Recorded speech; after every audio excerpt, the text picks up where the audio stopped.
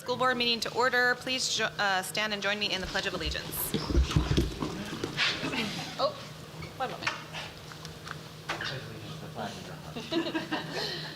Thanks. I pledge allegiance to the flag of the United States of America and to the republic for which it stands, one nation, under God, indivisible, with liberty and justice for all. Okay.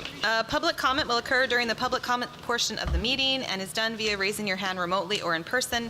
During public comment, once acknowledged, please state your name and ward so that it can be included in the minutes. And please limit your time to 3 minutes. Public comment is governed by policy BEDH. Are there any additions or deletions from the agenda? Right, sorry, we need to do a public hearing first. I apologize. Hold on. We're going to close the school board meeting for just a minute, and we're going to do our public hearings first. They're at the top of my thing, and I missed them. So first, we're going to have a public hearing for the proposed donation of $6,200 from the Student Activity Fund at Lebanon High School to the Special Revenue Fund. So this is really an accounting exercise. So the student activity funds are funds that are raised by students for students. A number of years ago, with the advice of our auditors, we reached out to all the class dues that are remaining from classes in the past, and they formed a they call it LHS Beautification Fund, and that's still in the student activity account. So now we want to access some of that money to do last piece of beautification, and there's some LHS letters that are going to go up outside in the gym and stuff.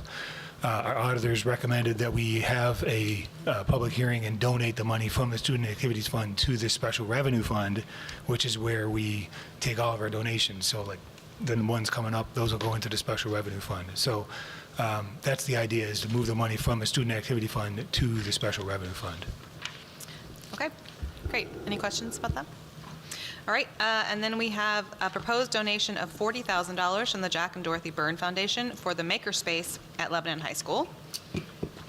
So this $40,000 will help us get an industrial CNC machine for the technology in woodshop class, new workbenches that will double as storage rack for equipment. We will update our robotics equipment, and we will add some green screen room and updates to our digital art classroom. Great. Awesome. Awesome, yes, go ahead. So I just have a question. Is this a second CNC machine? Because I thought last year we had talked about some CNC machine. I don't remember if it was at the budget or some other donation time. I think we have Principal Smith here, but I believe this is a new machine. Good question. Good. Can you hear me? Mr. Song? Yep. Yeah, it's nice. I don't know the answer to that. I know that Mr. K2 has written at least 3 letters in the last 5 to 7 years in order to fund these programs that are well-liked, well-attended, but expensive, perhaps above what we feel comfortable supporting. I'll find out for sure. I think they do have a finite life and they're well-used. So I'll find out and let you folks know. Thank you. All right, and then an additional proposed donation of $12,000 from the Jack and Dorothy Byrne Foundation for the Science Olympiad at Lebanon High School. This $12,000 donation will go to the Science Olympiad dues and fees for our students to have the season ahead with competitions at Harvard, Brown, and Dartmouth in February and the state tournament in March. Great. That's awesome. Any additional comments, questions? All right, we will close the public hearing and return to the regularly scheduled school board meeting.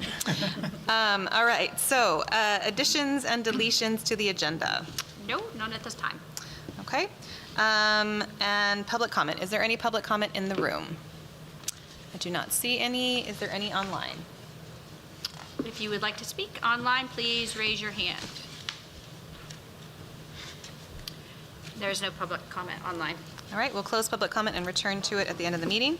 That brings us to our student report.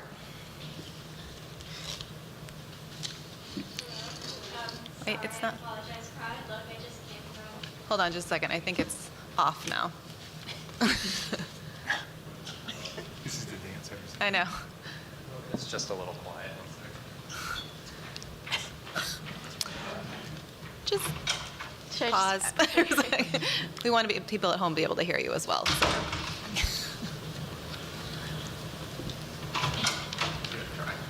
Hello. Okay, Perfect. great. Thank you. I apologize for how I look. I just came from basketball practice. So first off, student council, we're starting Winter Fest prep, making sure that all the teachers get all their different tools and things that they need to make the students happy in all the activities that we do. Door decorating, we started that. Each advisory, they have the challenge of decorating a door for a different theme each year. And then the talent show prep as well, student council's on top of that. We've started our script and we're excited for that to happen. Student council recently had their retreat to the Howe Library and it went very well. We were very productive and we hope to do it again next year. And then winter sports are also getting started. There's a wrestling match tonight and we have girls and boys basketball starting Friday. And then media day is also tomorrow, so for any sports. Thanks. Anybody have any questions for Nora?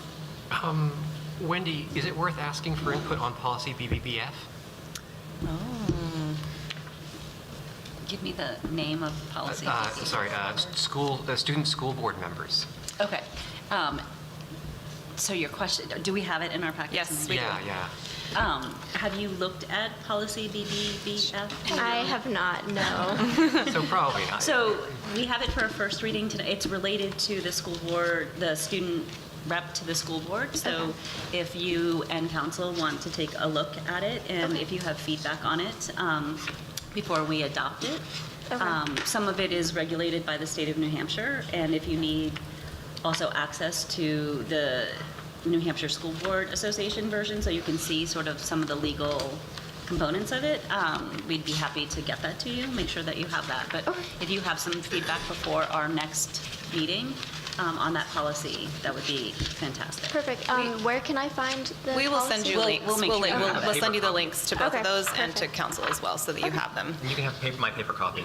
Yeah. If I could find it, I was trying to give it to you. But There you go. And then Thank we you. just need to get her the New Hampshire School right. Board. So we'll send you the link for all of them so you can have more copies. But essentially, it talks about having a student rep and having an alternate and the process for doing that. And Okay. the process is set by council. So if you guys just want to look over it and see, yes, this is what we do, or this isn't, or whatever, and talk about it with Mr. Smith, that'd be great. And it's regulated by the state of New Hampshire, so it's something we're required to have.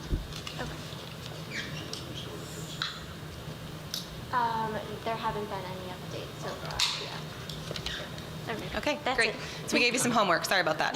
But we appreciate it. Thank you. All right. Now I'm off of my thing. Okay, correspondence There were two items. about, One was your reflection on Ms. Menard, and the other was a letter that Hannah wrote to the Board of Education. okay, right, good. And the first one was about budgeting as well. Right. Okay, great, thank you. All right, consent agenda. We need a motion to approve the public minutes from November 23rd. I'll make a motion to approve the public minutes from November 23rd, 2024. Can we get a second? Second by Richard. Motion by MJ. Are there any corrections or additions to the deletions to the minutes? MJ.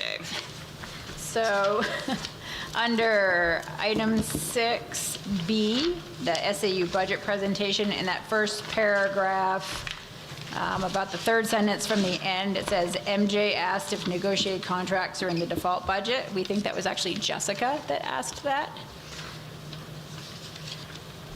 And then... Sure. I say sure. On, number 6C, the LHS budget presentation, in the second paragraph that starts with Ben Davis, about 3/4 of the way down, it says, Jessica stated it takes most of the time of a student's, it says carrier, but we believe it should be career at school. That's it. Thanks, MJ. Yes, Jessica. On, I don't know if it's page 12 or 16, but it's the final one of the final paragraphs that begins, Lil stated at the next meeting the board can discuss. The second to last sentence there, it says, she believes the difference in taxes between the proposed and default budgets is minimal for the average taxpayer. I believe that should be struck. It's a misinterpretation of. And I don't think what that's, was. that's what Jessica was saying, right? Yeah, Okay, so you just wanted to delete that line. I think that. Yeah, I think that's the easiest thing to do. Okay. And then in that same, the very second to the last paragraph, well, third to the last paragraph, where the paragraph starts, Jessica stated the goal is to put together a budget. At the very end, we had gone through, Lil asked for all of the opinions of all the board members, and MJ is the last sentence. MJ stated she's comfortable with what's presented and believes there may be opportunity for savings, and Lil agreed with MJ. So we can just add that. That'd be great. Page 8. Page 8. You got to get closer to your mic, John. Sorry. On page 8, the second paragraph the paragraph started with Amy stated. There's a sentence at the end. It said John mentioned it should be changed to SRO. I have no recollection of saying that, and I'm not really sure. You said change to CRO. Changed to CRO. Yeah. And I think that might have been me, but okay. So somebody said, I do remember I think it was. I think it was me, but I Richard. don't think it was any. I don't care. You could, Right. So you know where that is on know half that of one yeah, anyway. page 4, page 8, page 4 of your thing. Okay, great. And then my other kind of thing was, I'm John and John Kerber is John, and these notes have a lot of Johns, and I don't. I do, Mr. Kerber. And If I ever missed one, I'll go back and go through the whole thing, because I noticed I made myself confused. Okay. Then I went back and was trying to change John Kerber to Mr. Kerber, and you to John. So I'll go back through and make sure that I didn't miss it. Okay. That's a lot of Johns. Thank you. Sorry. Appreciate that. I think I have just one more. Okay. I think in that same paragraph that you were referring to, Lil, it says, sort of where it says Jessica stated the goal is to put together a budget the board is comfortable with. About halfway down, it says Jessica stated cutting $500,000 from the budget is a minimal taxpayer expense, and if we don't do the projects now, again, I think just to, from a misinterpretation perspective, my preference would be to say Jessica stated if we don't do the projects now, that just means future taxpayers. I don't recall saying that $500,000 is a minimal taxpayer expense. So I think just, yeah. Thank you. Okay. Anything else? All right, great, thanks. Moving on. Okay. do we need to? Sorry, we have to approve them. Moving on to I was like looking at my minutes, what's next? All right, so we need to approve the public minutes now that they've been corrected as edited. All those in favor? Okay, unanimous, excellent. We need to, are there nominations? No, okay, there are no nominations, we'll skip that. We're going to go into the SAU leadership team update. Just as a quick note, after the SAU leadership team update, before item number 9, we are going to take a quick non-public, so we have to discuss the contract we are later going to approve. So we'll be talking about that briefly and then coming back. So go ahead. So good evening. I have a few items I wanted to update you on. So hiring. So we are still looking for an administrative assistant to the superintendent. We had the out-of-state candidate. He withdrew. Immediately we had another candidate. She informed me she was withdrawing her application today.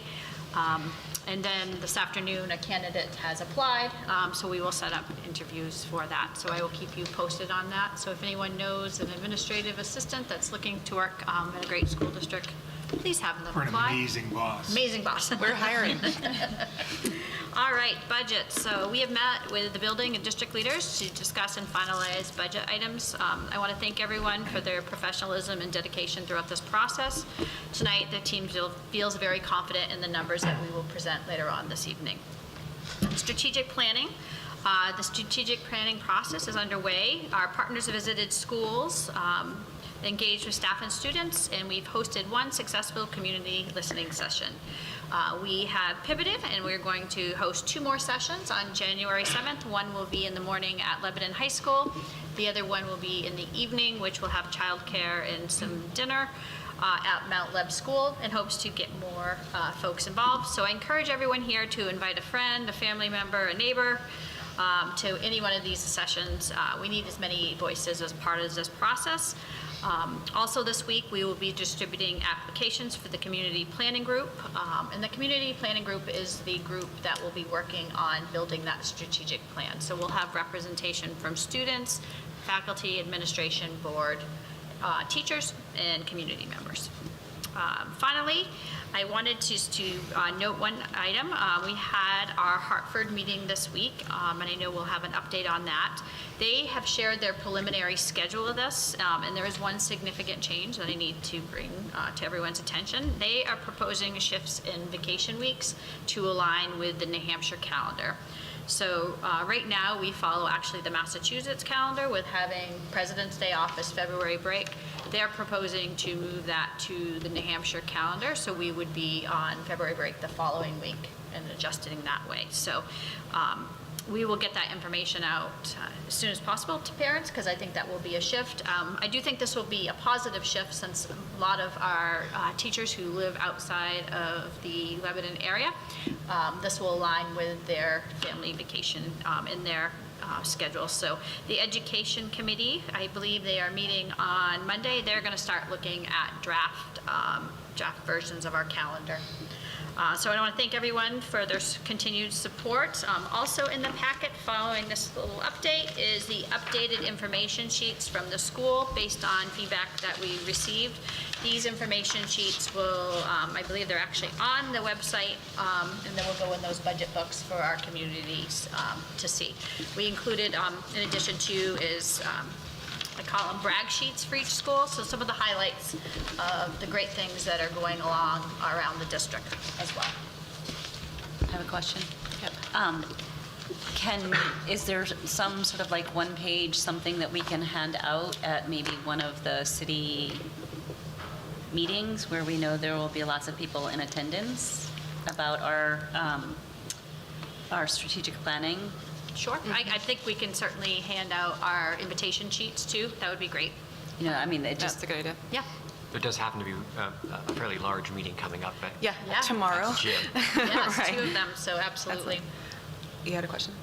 So I guess a question or statement, but as they're talking about changing their calendar to the New Hampshire calendar, how does that kind of impact us overall in the Upper Valley? Because I think some of the other schools in the Upper Valley also follow the Massachusetts calendar, and I know that a lot of the vacation camps tend to follow currently. So there will be a major shift, I think, in childcare that needs to happen in the Upper Valley. I mean, the Holbert Outdoor Center tends to run on the Vermont calendar that they've used.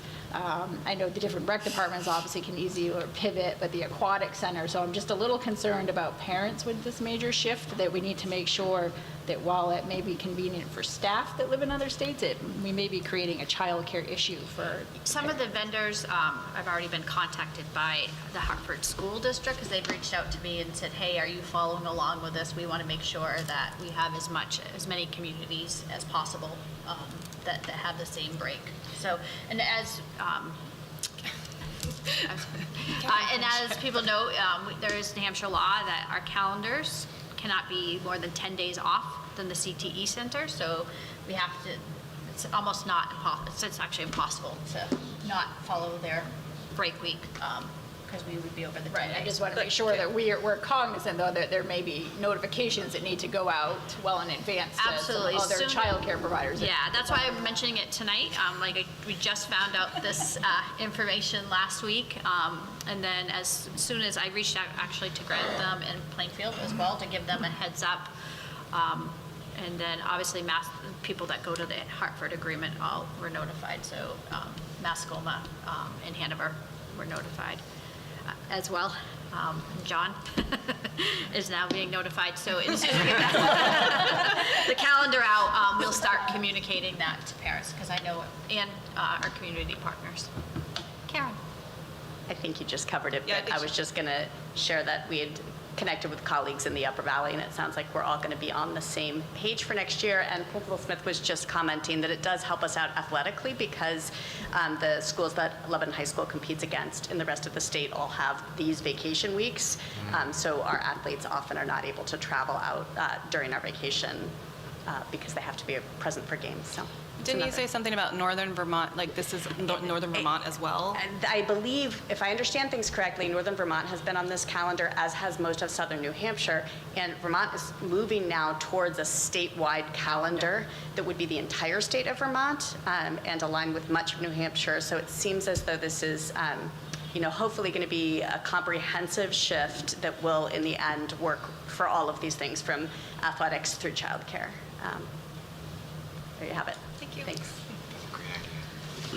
Great idea. And I think we're missing the Mount Leb brag sheet. We've got two, at least I have two Hanover Street. It's on the Google Drive. It's on the Google Drive, right? I'm just saying in my little packet, sure. Yeah, that's fine. Okay, great. Sorry, continue. I interrupted you. That's all I have for tonight. If anyone has any questions. Beyond the questions that we have just asked about the about the calendaring.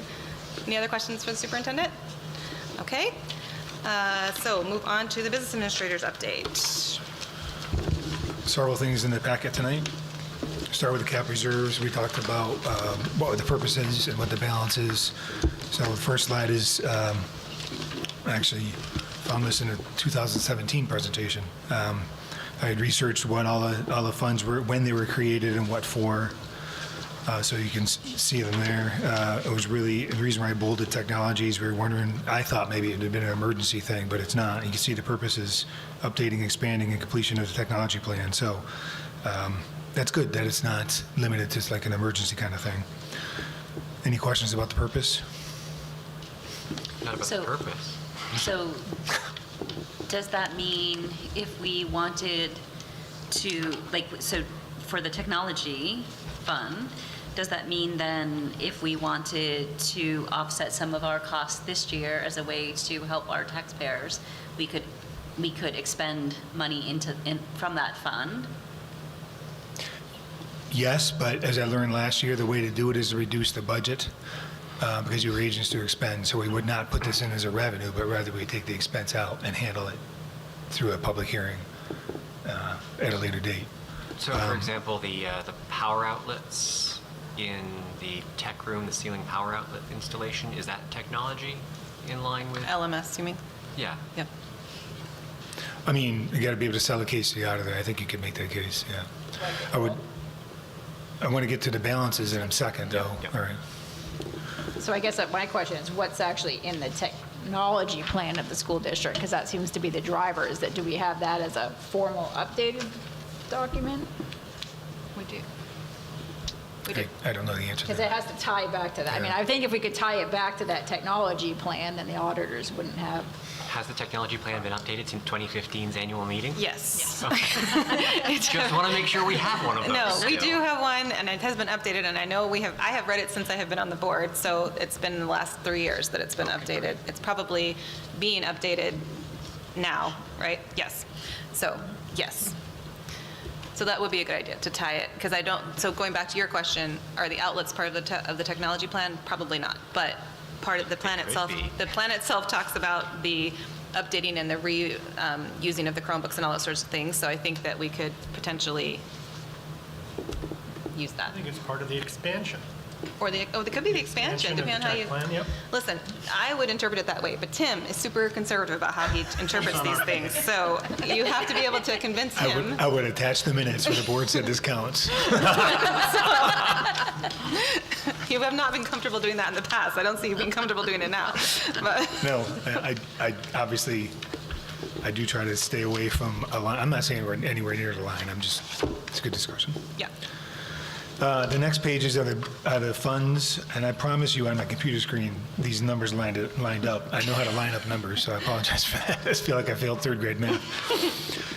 Building fund as of October 31st had $672,000 in it, and this is, I think, good news. I was thinking $600,000, which is what we took from fund balance, but I had forgotten, actually, that there's $200,000 added in that warrant article. So next week, we're going to cut the check for $800,000 to go into that account, bringing that balance to $1.4 million. Special Education Expendable Trust, $250,000 is then being added, so that'll be $1.7 million. I got the PO and stuff, so you'll see that when you get a voucher for $1,050,000, Jess and MJ, that's what it's for. Emergency management, we haven't added to these funds since they were set up. So interest is all it's gone in there. $54,000 in that emergency management fund, and $223,000 we've made in interest since we set that up in 2015. So in that technology fund, there's $223,000, and I only bring that up. I mean, every little bit helps, obviously, but I just want you to keep in mind that if you took $30,000, $40,000 out, it'll probably change the tax rate by a penny, maybe. So just keep that in mind. I don't want to. My conservative nature is I don't want to raid funds. I don't want to take money from funds that don't really make a difference and really just lower the limit.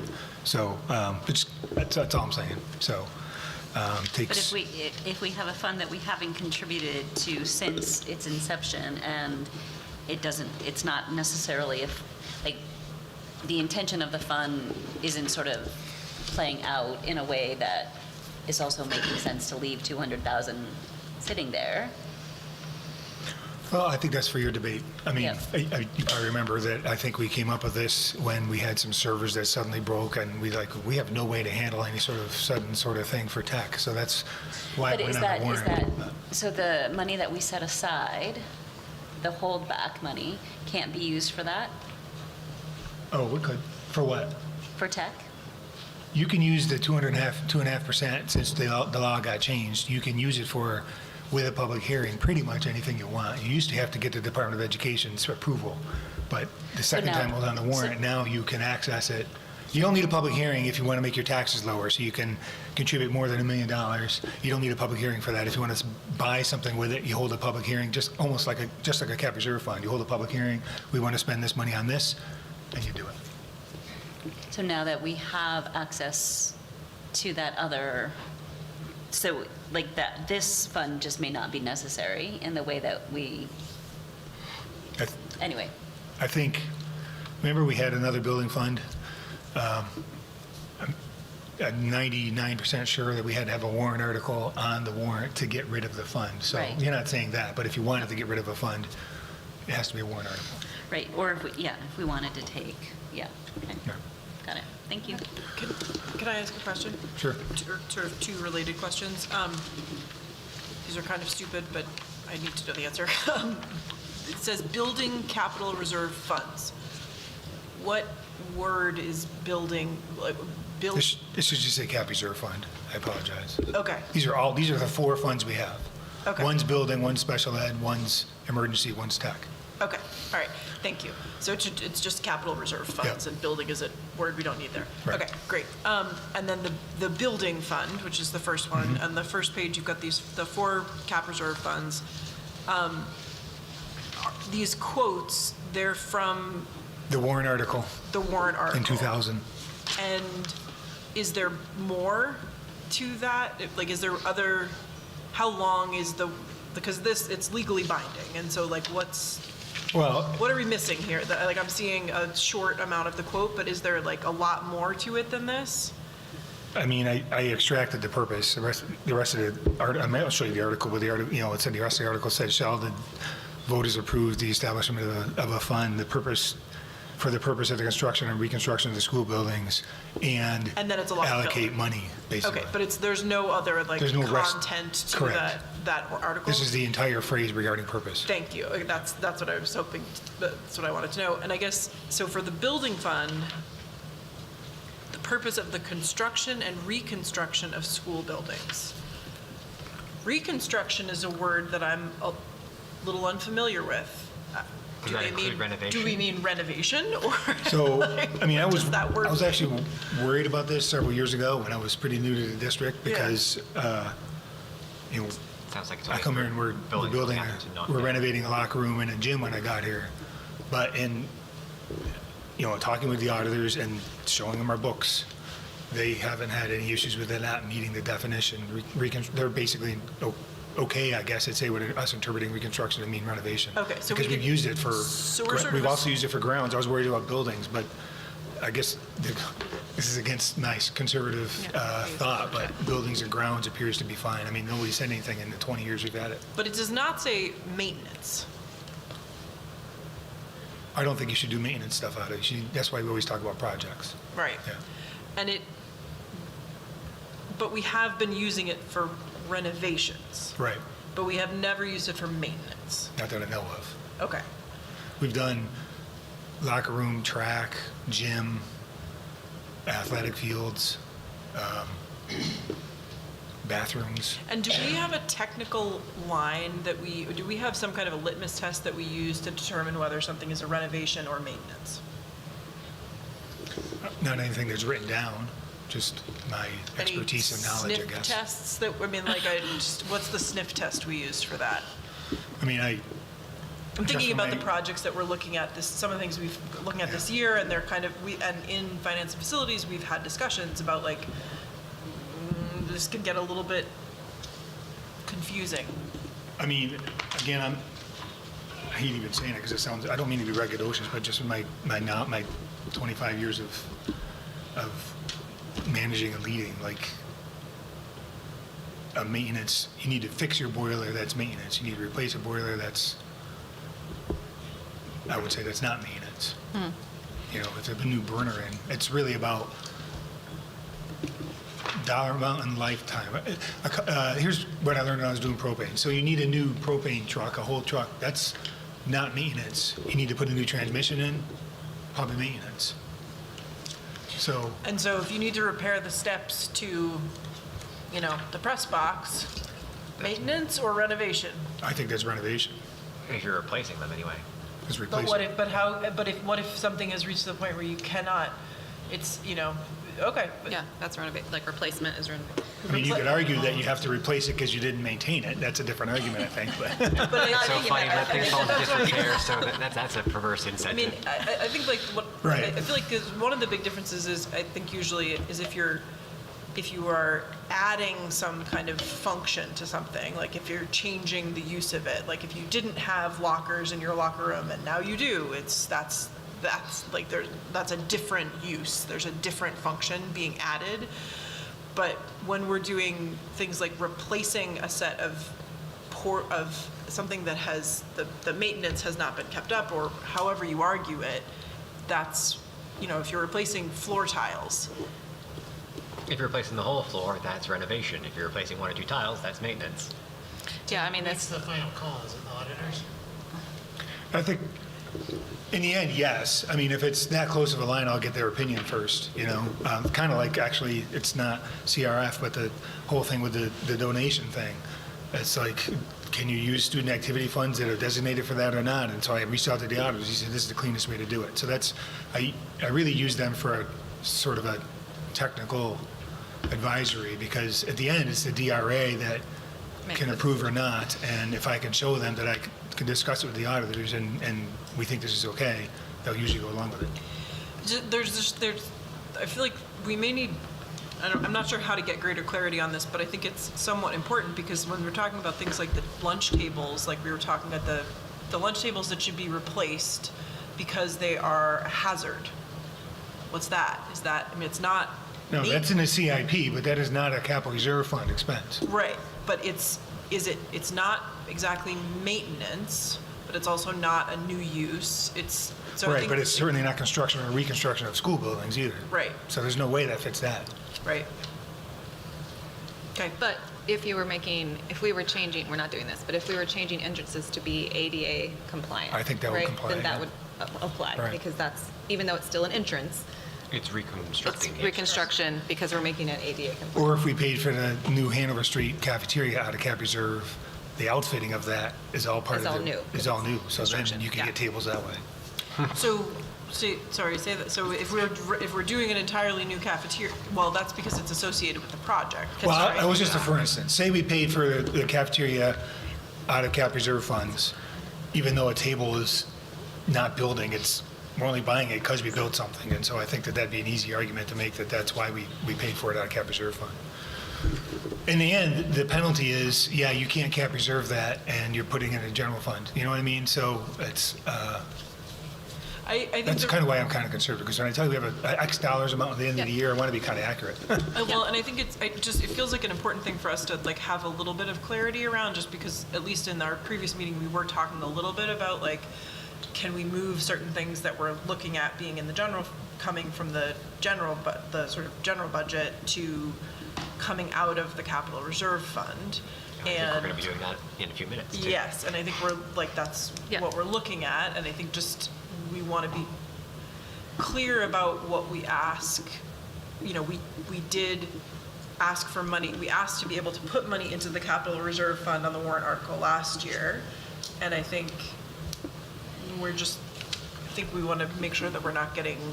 The list I submitted today, or for this board meeting, and I said come from the CRF, like I'm comfortable with all that stuff come from the CRF, and I think that meets the definition that we've used it.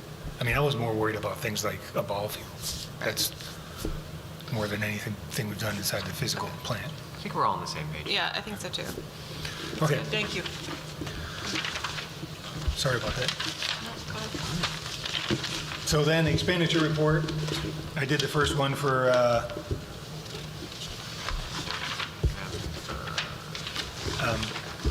November. I don't know, I had July in my head. Expenditure report, we're 90.2% expended. And I was looking at the wrong line when I said last year 88. We were actually 90.3, so we're right on track with last year. Oh, perfect. The 88.02 I referred to was actually on last year's report as what we did the year before. So, and as you remember last year, I was a little worried all year, but we turned out okay. So I have a different tune than last year. I think we're doing okay. The only thing I really wanted to highlight here is that you'll see that we moved $645,000 from the line that pays for bond principal and moved it to construction services. And then we paid for the $645,000 in bond principal out of the proceeds from the bond. So that's the maneuvering we did. Other than that, it's pretty early in the year. The X's just mean I wanted to make sure I didn't miss a line. So people always ask me what the X means. This is for me. Any questions about the expenditure report? Can I ask a question related to the bond payment? Yep. So our taxpayers have already experienced our first full bond principal and interest. Yeah, I think we're in year 2 right now. Yeah, Okay. I think so too. So what we're budgeting is year 3. Perfect. I wanted just to make sure that. Yeah. Not another surprise. And that's why Exactly. Like, I believe it went down. It's going to go down every year a little bit because. right. So they've played the most that they're going Yeah. to already. For our, And we're winding down, believe it or not, we're in the last 8 years of the middle school bond. okay. So, And how long was the bond for the current renovations? they're both 20 years. 20 years. So Okay. 2031 and 2041. Say that again. The middle school expires in 2031 and the high school expires in 2041, I 40, think. 40 or 40? 40, maybe, 2040 maybe? 40. Yeah. Hopefully I'll be retired by then. Okay. What is next? Oh, work session changes. So, No, your bus inventory bus stuff. oh, okay. So there's a whole bunch of stuff on bus inventory. This narrative is typed up by Paula with just some sort of tweaking for me. What I finally got today is history since 2022 of the 4 worst buses. So there's no dates on here, but I asked Paula, and it goes back to when we went to our new provider after our SD closed down. So it's 2022, 2023, and through now 2024. And you'll see that 3 of the buses over 2 years have been around $25,000 up to almost $30,000. I think this last bus was a little less. I forgot to keep a copy. Oh, sorry. Yeah, so 26 grand, 29 grand, 31 grand, and 14 grand is what we spent on these 4 buses each over the last 2 years. So what I found really interesting was the days in service, the days in the shop. So 191 days, 314 days, 253 days, and 92 days. So obviously the last bus 231, Not as bad as the other 3. isn't nearly as bad. Do we, But do we know how, like, does that have similar mileage on it to the others? I think that's Oh, mileage. It's on the nice sheet in the packet. Yeah. They are the higher mileage. They are the Well, except for oldest, one right. of them isn't. yeah, but the fact that that one's so much cheaper, is it a different brand? No, they're all Bluebird. Is it just a lemon? Yeah, it's only got 112,000 Poor miles. thing, $31,500 on the last 2 years, 253 days out, and it's got less mileage than the other 3. Yeah, exactly. It's probably because it's Don't in the buy shop. one of those. It's in the shop all the time. Don't buy one of those. Jim, I'm just confused because this is likely my fault, but leasing versus purchase, you use like both words here. Oh, yeah. So, What do we do? You buy out. yeah, it can be, it's not really confusing, but it seems confusing. So the mechanism we've been using since Jim Fenn was here, was that we write a purchase order for the full amount of the bus to Bluebird, pay them like $120,000, and then we turn around and we essentially sell it to Gorham, not essentially, we sell it to Gorham Leasing, and they reimburse us for the cost of the bus. So we end up leasing it, but we purchase it directly instead of through a leasing company who marks it up and stuff. So when we buy a bus, it's a 5-year lease to own. At the end of the year 5, we owe nothing. So, And why do we do that? well, it seemed to work when I got here, but what I like about it is you don't have to pay for the bus up front, and you don't have to pay the markup that if you go to just a regular leasing company, they'll lease you the bus and all you pay is the 25 grand up front, but they mark it up. So instead of paying 120,000 for a bus, there was a little extra mechanism that we had when I first got here, when we had RSD, where they would go do the purchasing, and I didn't know that. So I went right to International to get a bus quote. It was $80,000. RSD said, well, it's $90,000. So it was a $10,000 markup. So removing RSD and going directly to handling everything ourselves saves that markup. But you don't have to pay 120 grand for each bus each year or more if you buy electrical vehicles. So it just prevents us from paying that up front. Right. Right. We amortize it over 5 years. And we do pay a little interest, but it's low, like 2.5%. So I'm fascinated by the days in the shop, just because like on bus 228, it was there for 86 days for a rear door grease fitting, broken coolant, blah, blah, blah. But it didn't cost us that much to have it repaired versus it only spent 7 days and cost a lot for radiator replacement. So are these just in the shop for that long because they don't have mechanics to work on them, or there's parts issues?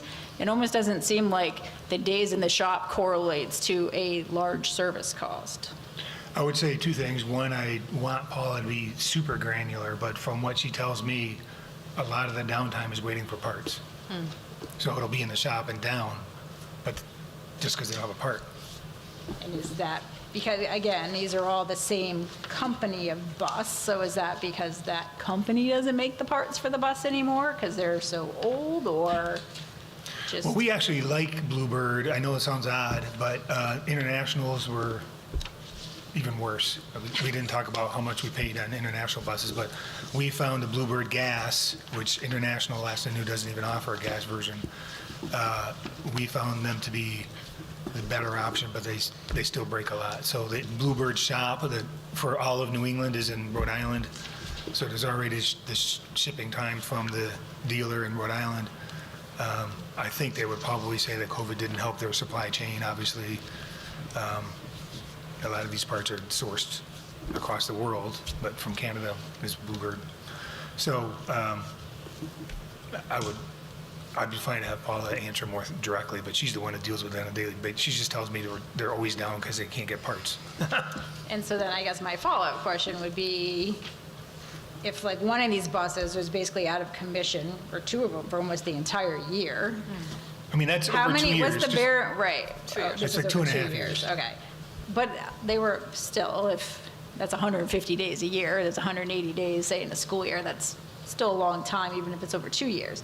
So what, it looks like right now, we have 19 buses and 2 vans based on your inventory sheet. So what is the bare minimum of buses you need to run your routes and do your athletic trips before you then have to introduce some slush for broken down buses and repairs?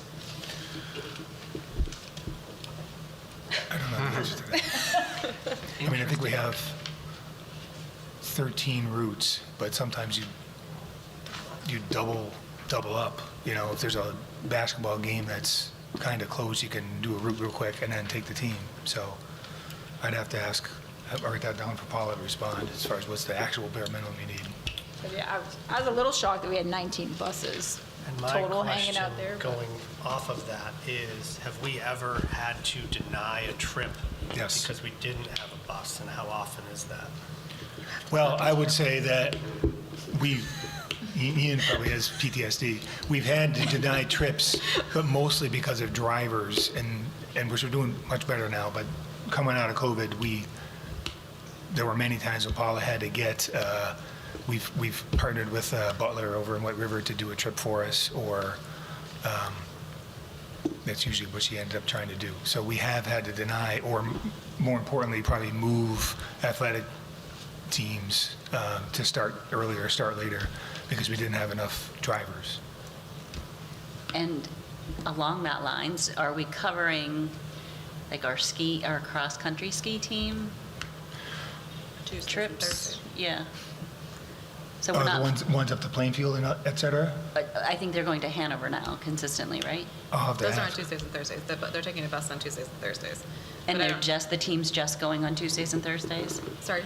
The team's not going 5 days a week? No, It's just going to? they're going 5 days a week, but parents are doing the other 3 days. We're trying to, some of these vans you see, we've tried to, since we started replacing sort of fleets ourselves, instead of getting from RSD, is try to right-size our fleet. So we got a couple of vans, we got some smaller, you see it, I mean, bus 237, that's a bus, but it's 14 passengers, so, bus 238 is a bus, but it's 10 passengers, so they're not all huge buses. We're trying to right-size, so we have a golf team, doesn't need a huge bus, they don't need a CDL really to drive it, so we're trying to be a little bit more flexible than we all had just huge buses. So when you count it up, I guess that's why I was surprised when you said 19. I didn't actually count this up, but that counts all various The small sizes. yeah. I have a question. So when you buy these new buses, do they come with like a maintenance package for the first 2 years or whatever? They come with a warranty. Okay. I think 100,000. No, maybe, I don't know if it's 60 or 100. I can find out. A lot of the times, these things are in the shop. They are covered under warranty, but you have to get approval from Bluebird, and you have to. Gotcha. Or International. International is not any different, and they're in Southern Connecticut. So they're, and the third company, Thomas, is in Maine. So none of these companies are particularly close to us, and so even if they're covered under warranty, yeah, it'll save us money. But there's a lot of downtime. So Thank you. yeah, I'll check on the warranty. Okay. I also shared with you guys pictures, emailed the pictures with the buses too. I just didn't have them printed. We didn't want to print out a gazillion pictures, but Kevin in the bus garage, he went to town and pictures. Save printer ink. They're not pretty pictures, are they? All right, work session changes. All right, so what we're proposing, we got together as an administrative team, and this is what we're proposing. At Mountain Lab, take the classrooms out, but we would like the stipulation, or at least I would like the stipulation that we're promising to do them with cap reserve funds. Is there a classroom renovation? I'm sorry? Classroom renovation? Classroom renovation. Yes, I'm sorry, yes. Everybody needs to use their mics. I know that it is annoying, but you have to use your mics. Classroom renovation. Thank you. My wife says I don't listen, so I'm sure it was me. At Hanover Street, we had 3 paras in the budget, and we think we're going to take one out. So that savings at Hanover Street altogether is 207. That's not the cost of a para, that's everything. Is that regular ed or special ed? Para? Special ed, there were 3 special ed in there, so we'd go down to 2. And how much is the classroom That's for the question I Hanover was Street? It's right there. It's not in Hanover Street. You're right, I didn't break it down. Hold on. Yeah, so like how much of that savings is going to go on to the capital reserve fund? How much is just straight up savings from not hiring another para?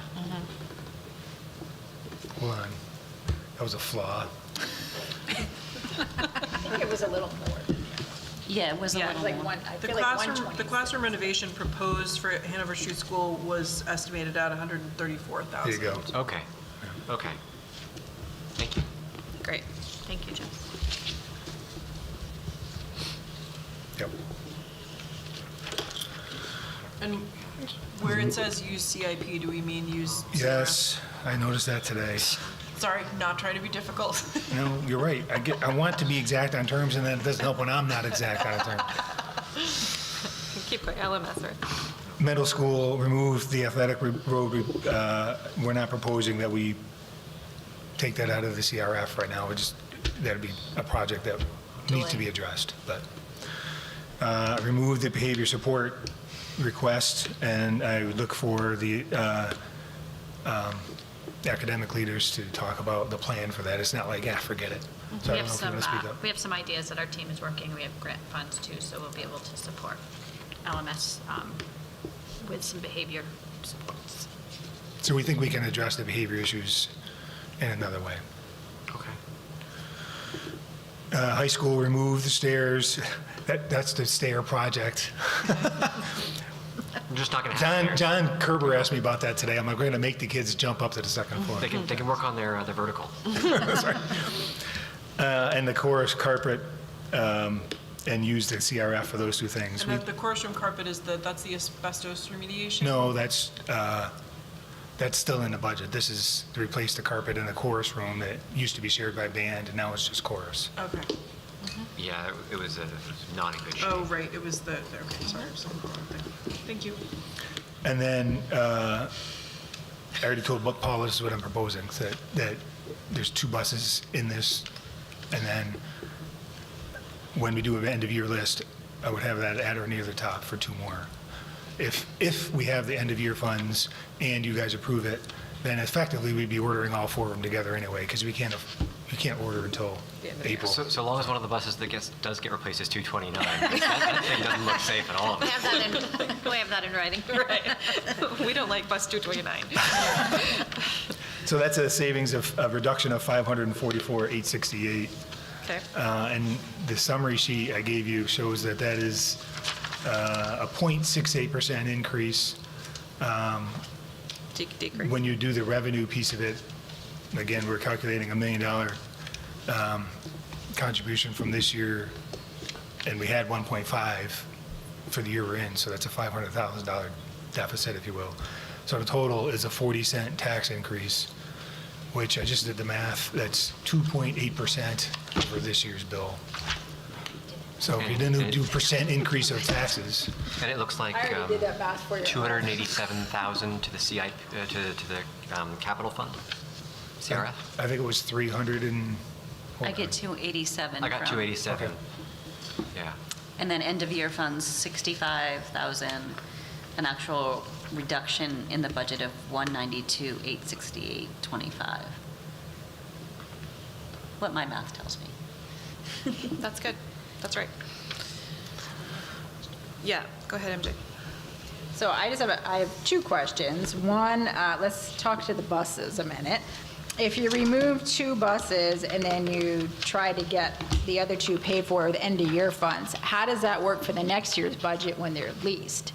So you would take the 2, you would pay them, you'd only pay off 1 year of them out of end-of-year funds, and then they would go in the Well, that's next would be year my budget? idea, unless we have tons of money left, you want to buy them outright. But that would be the idea, is that we would pay out of end-of-year funds $50,000, and so they would be in a budget at $25,000 a bus for the next 4 years. So then we'd already start off with a add to the budget for the next year that we couldn't take out because we already have the bus. We don't have to lease them.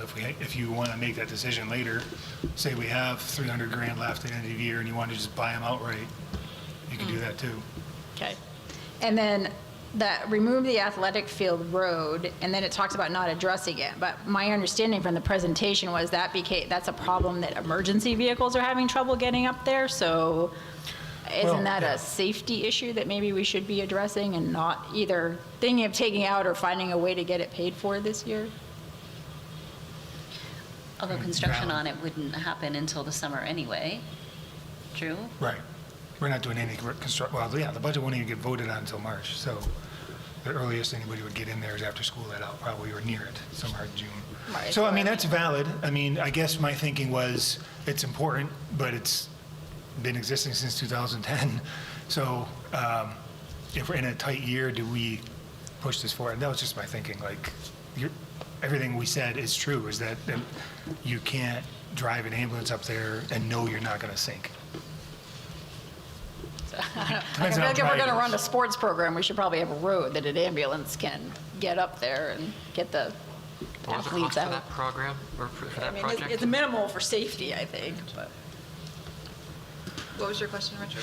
Oh, I was just saying, what the cost was, is 15,000. 15,000, yeah. Our athletic roads, capital improvements? I would think we could. Again, we did the fields up there with cap reserve. Then I think maybe we, because of the safety issue, also bump that to the CRF. But I think, I mean, Like I guess 300. just to make an, well, it's $15,000. It makes, I mean, it's hard for me to even calculate how much of a difference that makes to the Not a lot. actual overall budget. And I think if we think it's important, I think we have to be careful about not just like pushing things into the capital reserve fund that we just like kind of don't want to think about. I don't think, I mean, Not even a penny. I just put it in. Yeah, I mean, like, it just, if it's important enough to pay for, I feel like we should just have it in the budget, and if it's, Like I say, I'm not making a suggestion of how we pay for it, I'm just saying, I think that might be one thing we might not want to cut if it's really a safety issue for our athletes up there to get an ambulance up there.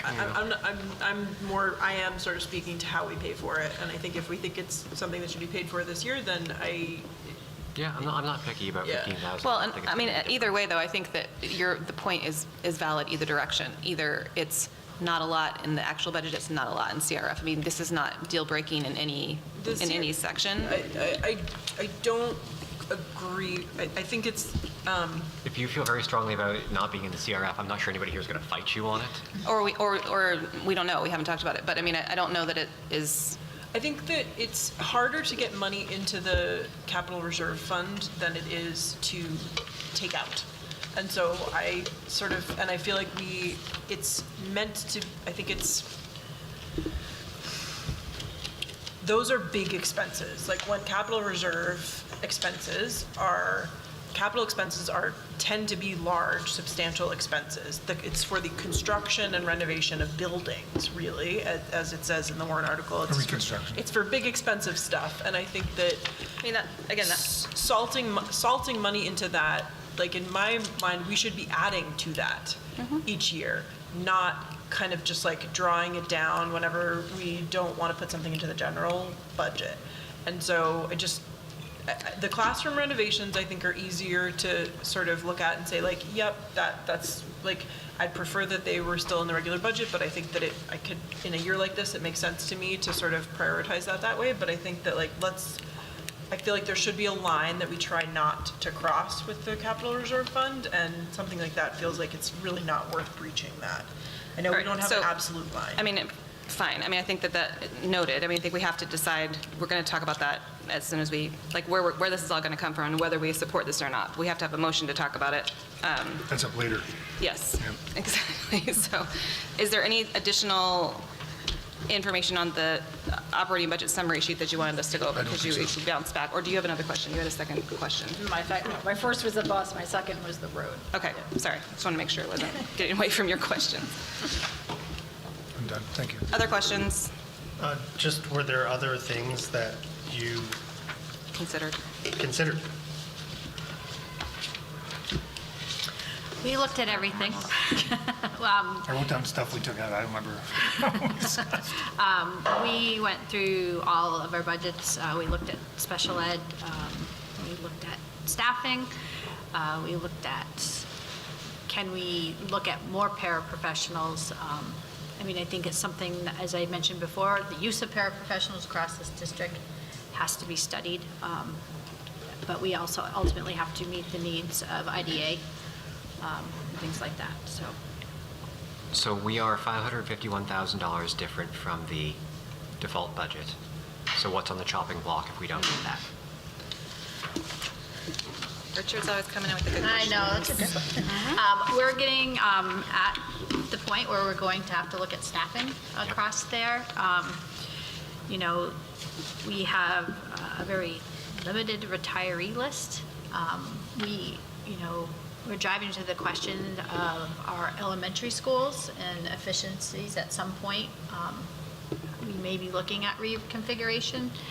This board could consider increasing class sizes in second grade by reducing 2 teachers at each of their schools. That would put them at 25.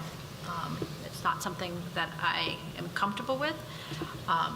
But those are the kinds of measures we're talking about. We're at that point now where we're looking at staffing and programmatic pieces. Well, then Before let's we, hopefully if not that go is there. the will of the voters, we will come together as a district team and make those suggestions. But at this point, we are looking at programmatic and staffing reductions. So I have a quick question, based on that statement. So when I was looking at sort of the things that were still sort of left in the project Sure. group, it looks like there's about 180,000 still left there. Why wouldn't we consider that first before we considered staff? I mean, I think we always can look at there. I do want to caution people of just about not completing projects and kicking them on down to the road further. The reality of our taxes in Lebanon is not a one-year issue. It's going to be a multiple year issue. And so I think we're going to have to strategically try to get as much in as we can to that point where the taxpayers are going to say no. But I would just be cautious about kicking more down the road. I did speak to Tim. I think the gym floor, I was like, can we not do the gym floor? Yeah, And that was one of the things, and we looked at that piece too, and if we don't do it this year, we'll have to do it next year. We're getting to the point with some of the projects. I think it's holistic. Like, there are probably maybe a few things in there that we wouldn't do project-wise, but to assume that we're not, I mean, you got to maintain your buildings or it just kicks it. So it's not like, well, everything else is definitely going to get done if we go to default. I mean, no, there's going to be tough decisions, but it won't be just like we're going to whack everything that's not a person. Like, that's not reasonable either, so. Okay. And can you remind us how much we had in end-of-year funds? So, Last year. We reported, you mean like went back to the taxes? no, well, so how much did we spend in end-of-year funds last year? Oh, geez, not much. I can look it up. And we could have spent more versus sending that money back, is that true? That is correct. So that additional 500,000 that went back could have been spent on projects. We just can't transition that into the capital reserve fund. Correct. Okay, right. It was only like, it was under 100,000. Yeah, I thought it was like 65, 85, something. 85, that's what I'm thinking, 85 or 88 or something like that. It was almost there. Can't remember. 65.6. Oh, look at you. Good job. Okay. Any other additional questions about this? We are going to talk about it again, but we're going to stop. Okay. We are going to take a quick break for a non-public, at which point we will come back and do item 10D, moving that up, and then 9A, just to keep everyone on track. All right, we need a motion. Make a motion to go into non-public under New Hampshire RSA 91A 3, 2, C, and K. Second that. All right, motion by MJ, second by Richard. Roll call. Kevin? Yes. Jessica? Yes. Richard? Yes. Mary? Yes. MJ? Yes. I'm a yes. John? Yes. Wendy? Yes. Tia? Yes. All right, we'll be back.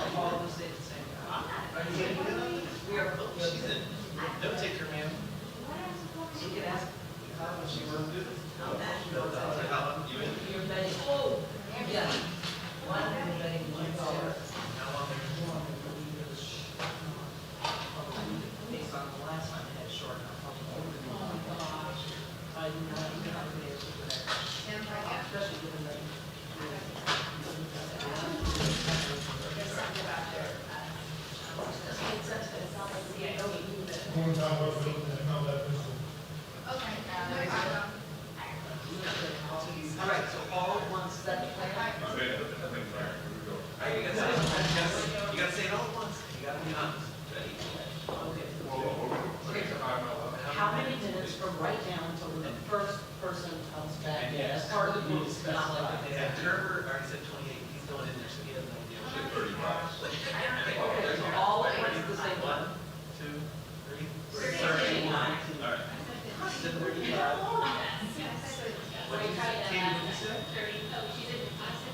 I said 16. That's your name. We're hoping we can make it so.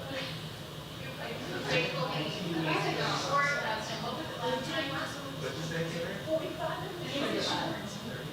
But I have no dollars, so I'm better imagining dollars. I don't really either, so whoever, someone, we can be short. You said 15, I said 16. That's something I was mistaken about all the time for you guys. All right, I already started. Okay. I said 35, Karen. Go ahead. You got your dollars, so you're also a little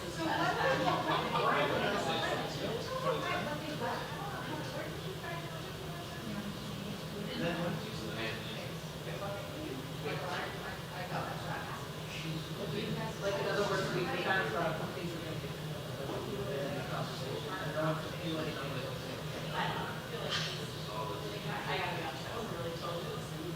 it's a little hard to hear back here. Okay, so they cut the behavior teacher out of the school. Yeah. Here out of my. Did they say that? Yeah, they did it. Yeah, we just can't go back here. Yeah. And then they said something about the, some of these projects. What was it?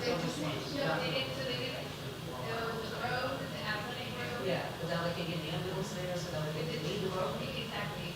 And the carpet in the chorus room. Oh, yes, the carbon board. What about the carpet in the outlet?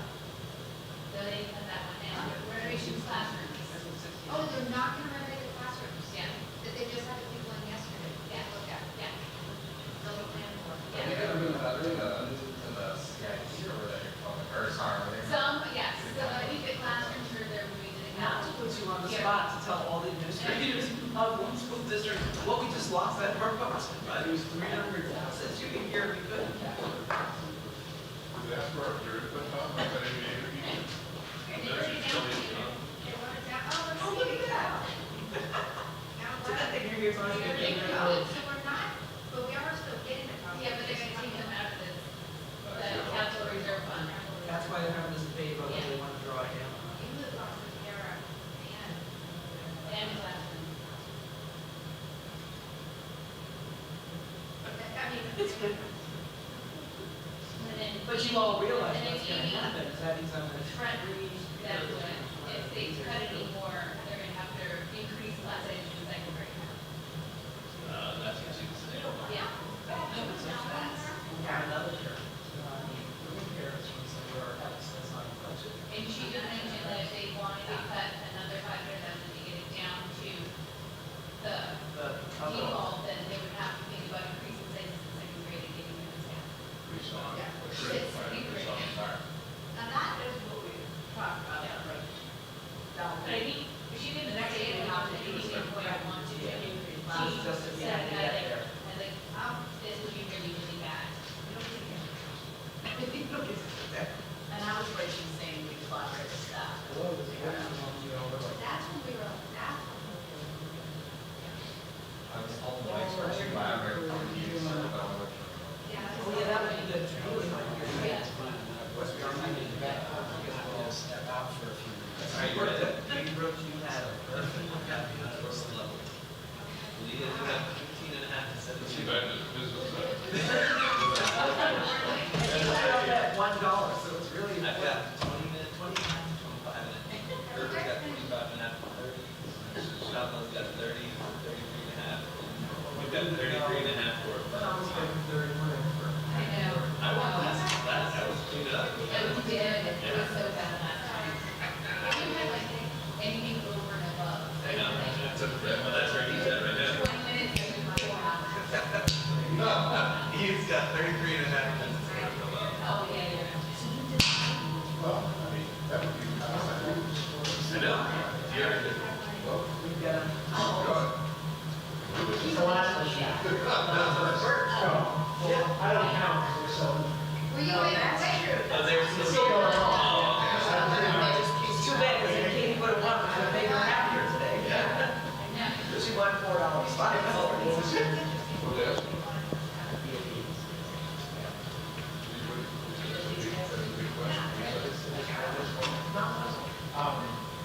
Take it for information. That's basically giving me a So budget wise for you, just to make sure that we're clear, what can you add that we got with it? So most things are still in, they're just being shifted. We're still getting it, so it's a good thing that we're still on it. Yes. I think that's why we want to make a discussion, because it's still not a lot, it's just where it's. What is that? That is a big discussion.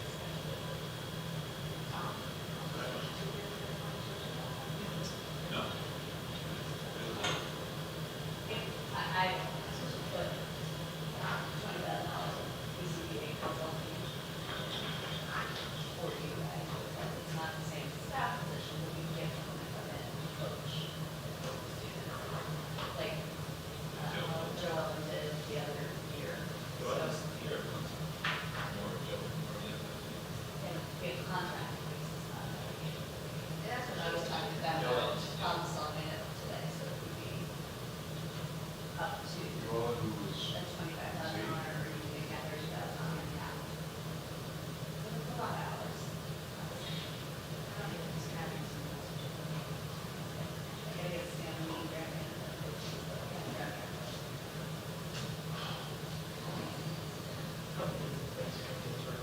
So don't forget to search research, search masters. I got mine checked out already. So that's where I was. We have to bring like a. She made Canva, therefore it must happen. You have to bring the goofy gift. But you're not buying anything. You're gonna buy something recycled, was that? Parameters? No. Male or female? No. I'm gonna buy it. I don't think I was included in shooting. It's regular, like we haven't seen it. It's been so long ago. Amy's. Yeah. Yes, I haven't seen that now that I see. You were sent to use it. Is this a camera? Need we share that with everyone? I will not appreciate you. You appreciate it. Basically, you need to come up with a goofy gift from your house. From your house, because we want to be fun. We are. I think fun. Sure. It is feeling fun. You like it?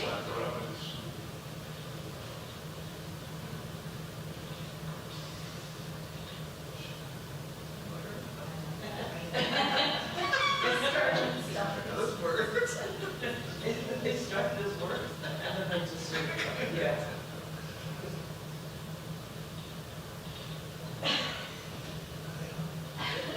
We did this.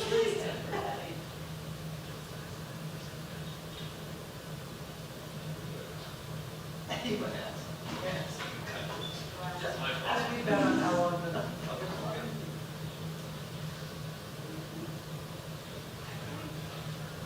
And they keep, is that what you do, just bet on everything? You're like, I'm the bet the mics are off.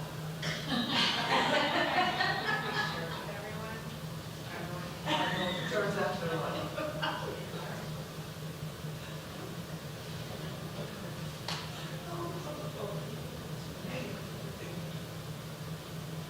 Hey, so I was really looking forward to this weekend.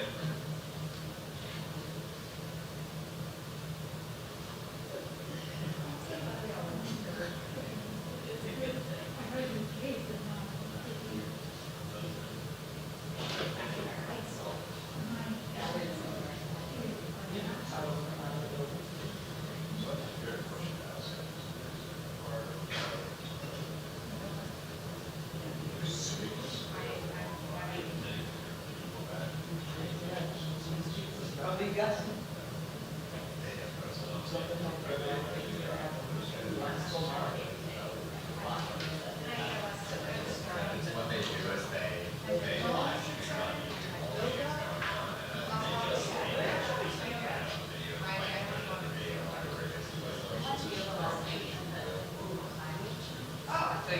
sure, it's a different person side shot. I can see them coming things the way that they normally do, but it really should be those microphones over there. I know we have maybe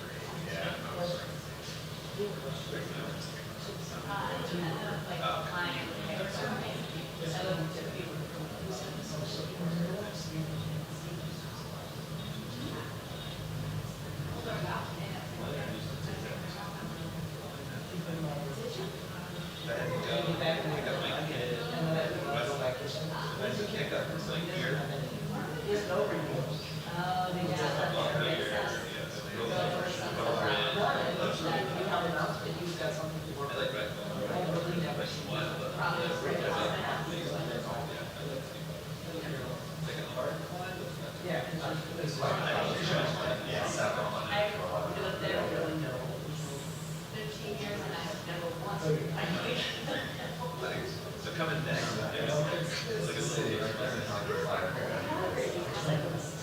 I'm not going to be ever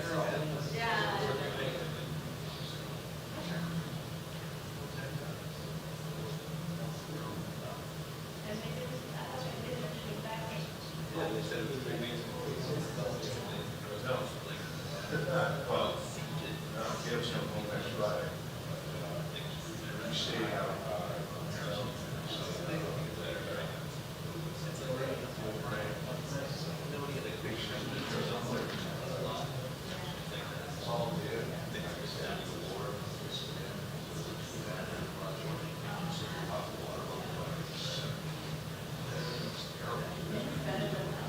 Yeah. Yeah. But I was seeing over the years, sort of head toward the board's house. Yeah. Years left.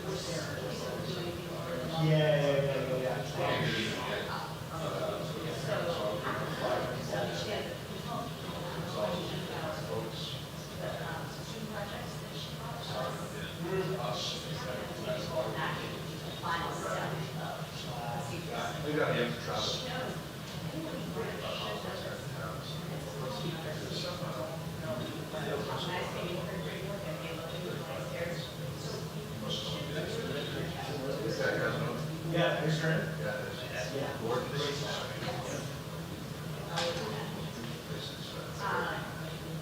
We had 8 here.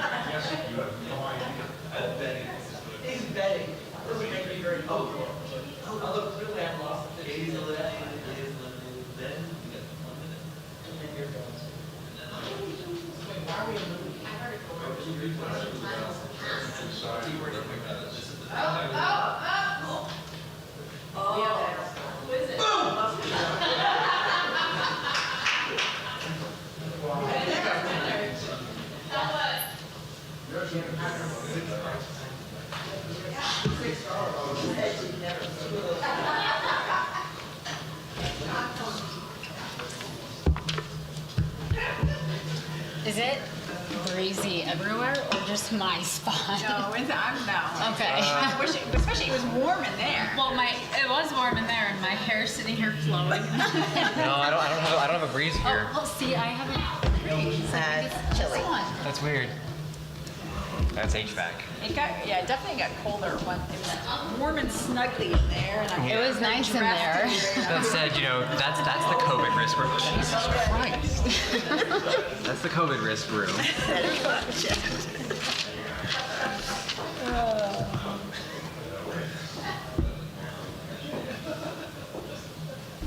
Have to do a little shiver. So Richard, do you know who does that beautiful Christmas tree right by your house at the fork in the road? You do that, right? And you just started it like 2 years ago. Yeah, last I year was love the that first tree, year. driving the school board, it glad you brings me so like it. much happiness. The lights are so perfect compared to any other Christmas tree I've ever seen. I have a very long pole, and I just kind of hook them on and walk around in circles for about an hour. So what, do you have a very long cord that goes to your house? Yeah, it's a 300-foot extension cord. Wow. Yep. I love that tree. That's my favorite tree in all of the Upper Valley. It's done so well. Okay. Thank you. That's good to know. Glad you like it. Hear what you say. We hear nothing, we know nothing, we say nothing. A very nice person found out that I achieved the tree and offered me money. It must have cost a lot of money, electricity. It's like, they're LEDs. It's fine. You should get a little solar post out there. I would need a very big solar post. Those are LEDs though. Yeah, but like I've got one of those little solar lamps at the end of my driveway. It goes for about 2 hours. It's usually off by 6 o'clock in the winter because my house is in the shade. A solar company, they come by and they're like, hey, can we give you a quote? I'm like, if you want, and they tapped away, and their facial expression's getting worse and worse. And they're like, oh, I'm sorry, the payback is going to be like 25 years. I'm like, I know, but I was hoping the technology improved since the last time somebody made that expression. Well, right, because we're sending us That's to so like really great. It's not going to work. Yeah. It's not happening. They're so good. I mean, it says at night, it's gonna stop raining, snowing. Tim, you lost Tim. You've lost I've lost Tim. Where's the Tim?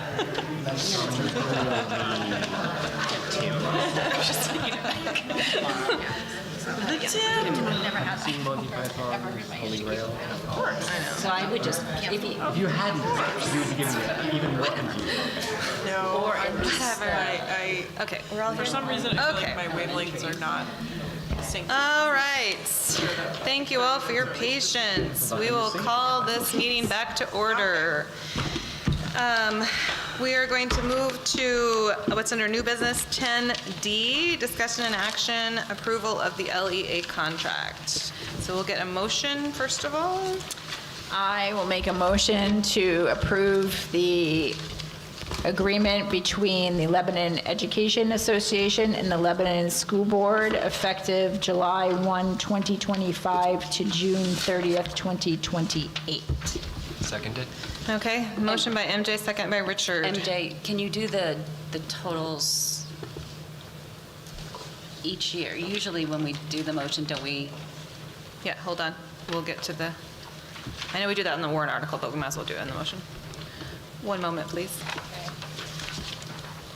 Buffering. Yeah, just your, so just your one? Yeah. There it is.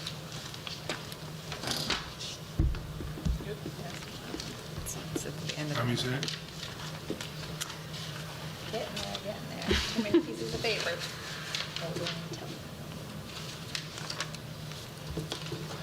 There it is. Okay, so for the year one, 2025, 2026, the estimated estimated impact to the budget is $1,017,678. For year two, which is 2026 to 2027, the estimated budget impact for the wages and benefits is $891,080. I can't tell if that's 88 or $66. I think it's 66.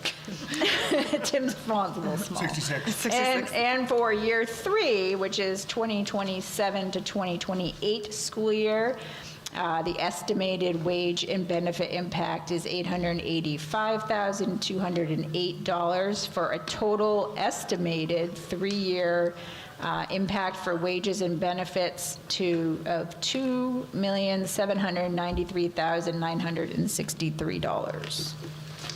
Great. Second. Thank you. All right, moved and seconded. I have the hard job. Any additional comments on this?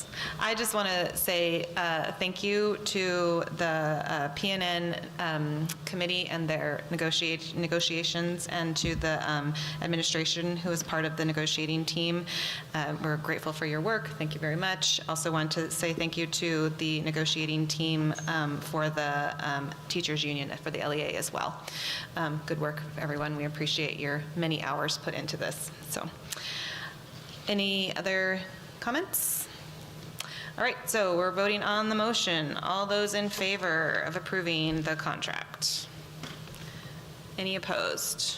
No, unanimous. Okay, great, thank you. All right, that brings us to 9A, unfinished business, which is discussion and action on the 24-25 budget, as we have been presented with it possibly today. Does anyone want to make a motion to start off with? Or does anyone want to do something else? I have a question. Yeah. In the tech budget, do we have any idea if there are any expenses that are one-time expenses? Tyler, He's coming. I have your budget book if you need it. I think the one-time expenses are really our equipment refresh purchases, so the student Chromebook purchases, and then the new staff devices that we would be refreshing, which I believe is the middle school, would be for the middle school. And are there any expenses, because that happens every year, we allot a certain amount of our budget. Is there anything in there that would not be a recurring kind of? There's the district-wide technology line, I believe, has $25,000 for some network switch upgrades. So that's hardware that we have some money in that line for tech upgrades yearly, but that's not something that we do every year in terms of it being earmarked for network switches necessarily. And it's somewhere around 25,000. Yeah, off the top of my head, I believe that's what it was. Wendy, are you thinking that's a pretty good expense to put into the technology fund? Yes. I was trying, because what I don't want to do is add money in that then we're going to have to make up again next year. So if there's anything in that tech budget that we can sort of pull out as a one-time expense and use some of those technology funds. Because that's why we have them. Right. It would be amazing to do that this year. Sure.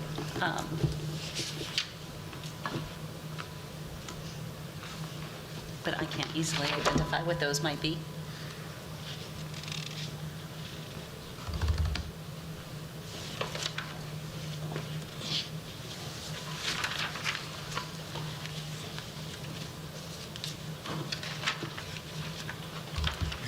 I don't see it in.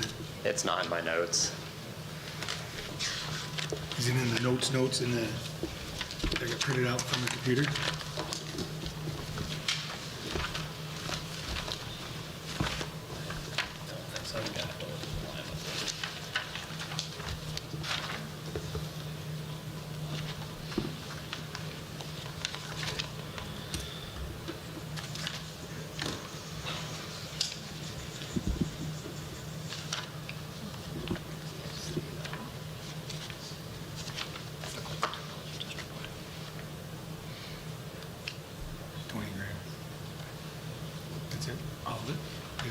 So that would be for those network switches that I was just talking about. The things like the police line in the school budgets as well. So the district technology line is $20,000. Okay. And that's really the only expense that you can think of in that technology budget that would sort of meet that sort of set of parameters? I believe so, yes. Everything else is sort of a recurring cycle kind of thing? Yes. Okay. And but what if, Richard, we were also asking about in the projects, there were the the The switches. installation of the switches, and the outlets in the ceiling. It was 4,500. I have the project list. Okay, perfect. Which I, of course. And that's 4,500? 4,500. Is there any? It says outlet stealing in the STEM classroom at LMS. I'm assuming that's what you're referring to. Yeah. Yeah, it says 4,500. I mean, I'd rather, I don't want to do cap reserve draw for $4,500. I guess it's No, I'm talking about the. Technology the fund. Technology fund. If there's ways that we can tap that fund.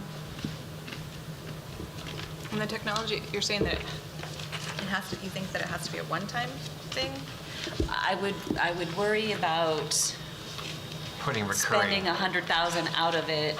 Taking out of the budget, yeah. And then next year, we'd have to put it back in.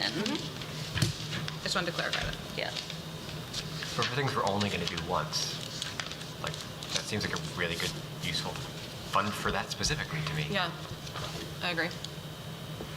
I guess to clarify, there is money in that line consistently about that amount year over year. We do different things with that money this year. I had earmarked it for network switches. In this current school year, for this current budget, it's to replace our current network firewall. But we could next year tap into the fund for that same kind of Sure. thing, potentially. Cool. I mean, as a way to use that fund that Yeah. doesn't seem like we're using. Thank you. Yeah, go ahead. So I have a question, just a clarification question. So on the proposed modifications to the budget for 12, that was dated 12/4 in our packet, with the classroom renovations and whatnot, if you take those things out, then that's to say that all of these other projects so far are in that budget that gets you to the 0.68%. So any of these that are not on this list could still be up for discussion. It's all up for discussion. Well, Yes. I get that, If but. it's not on the takeout Right, list, if then people it's still- if people suddenly are like salivating at the 0.68, there's still other things on this project list that are making up that budget Right. increase in there, But okay. My reasoning behind the dollar amount for the CRF was, I think we can do that. It would stay above $1 million, and that's really the comfort level I was trying to stay. So I was shooting for $300,000 because that'd bring us down to 1.1 million or so. We still have this SAU boiler thing. So that's the reason. You could take them all out and do them with CRF, but we were right back to $700,000 again. So that was the thing. I'm not going down that road, so we're not going drastic here. So one question though, have we solved the question of, you alluded to something about a gym floor refinishing. I'm not exactly sure which gym you're talking about. And I know we had an outstanding question on the SAU. One, is the floor even eligible for restanding? So were we able to get the answer to that question since we last met? And I think that really needs to have a discussion because I guess along with others, I'm a little concerned about spending $25,000 on a floor on a building that we're really uncertain of the future of the building. So John talked to Dan at Her Flooring, who does most of our gyms or all of them, and what he said was, you can sand a floor usually 4 times, and we don't know when the last time was. So it is still making an assumption unless it was done sometime 20 years ago or so. Like, the answer is we think it could be resanded because we don't even know if it's ever been resanded. Certainly not 4 times that we can think of, that we know of. Not since we've been here. Okay. Yeah. I guess I have some, one of my suggestions would be to forgo sanding the SAU gym floor, especially until we have a further discussion, but instead I guess nothing's been officially taken out of the budget yet, but I would want that $15,000 on the athletic field road, kind of as a way to pay for that within the budget and not in capital reserves.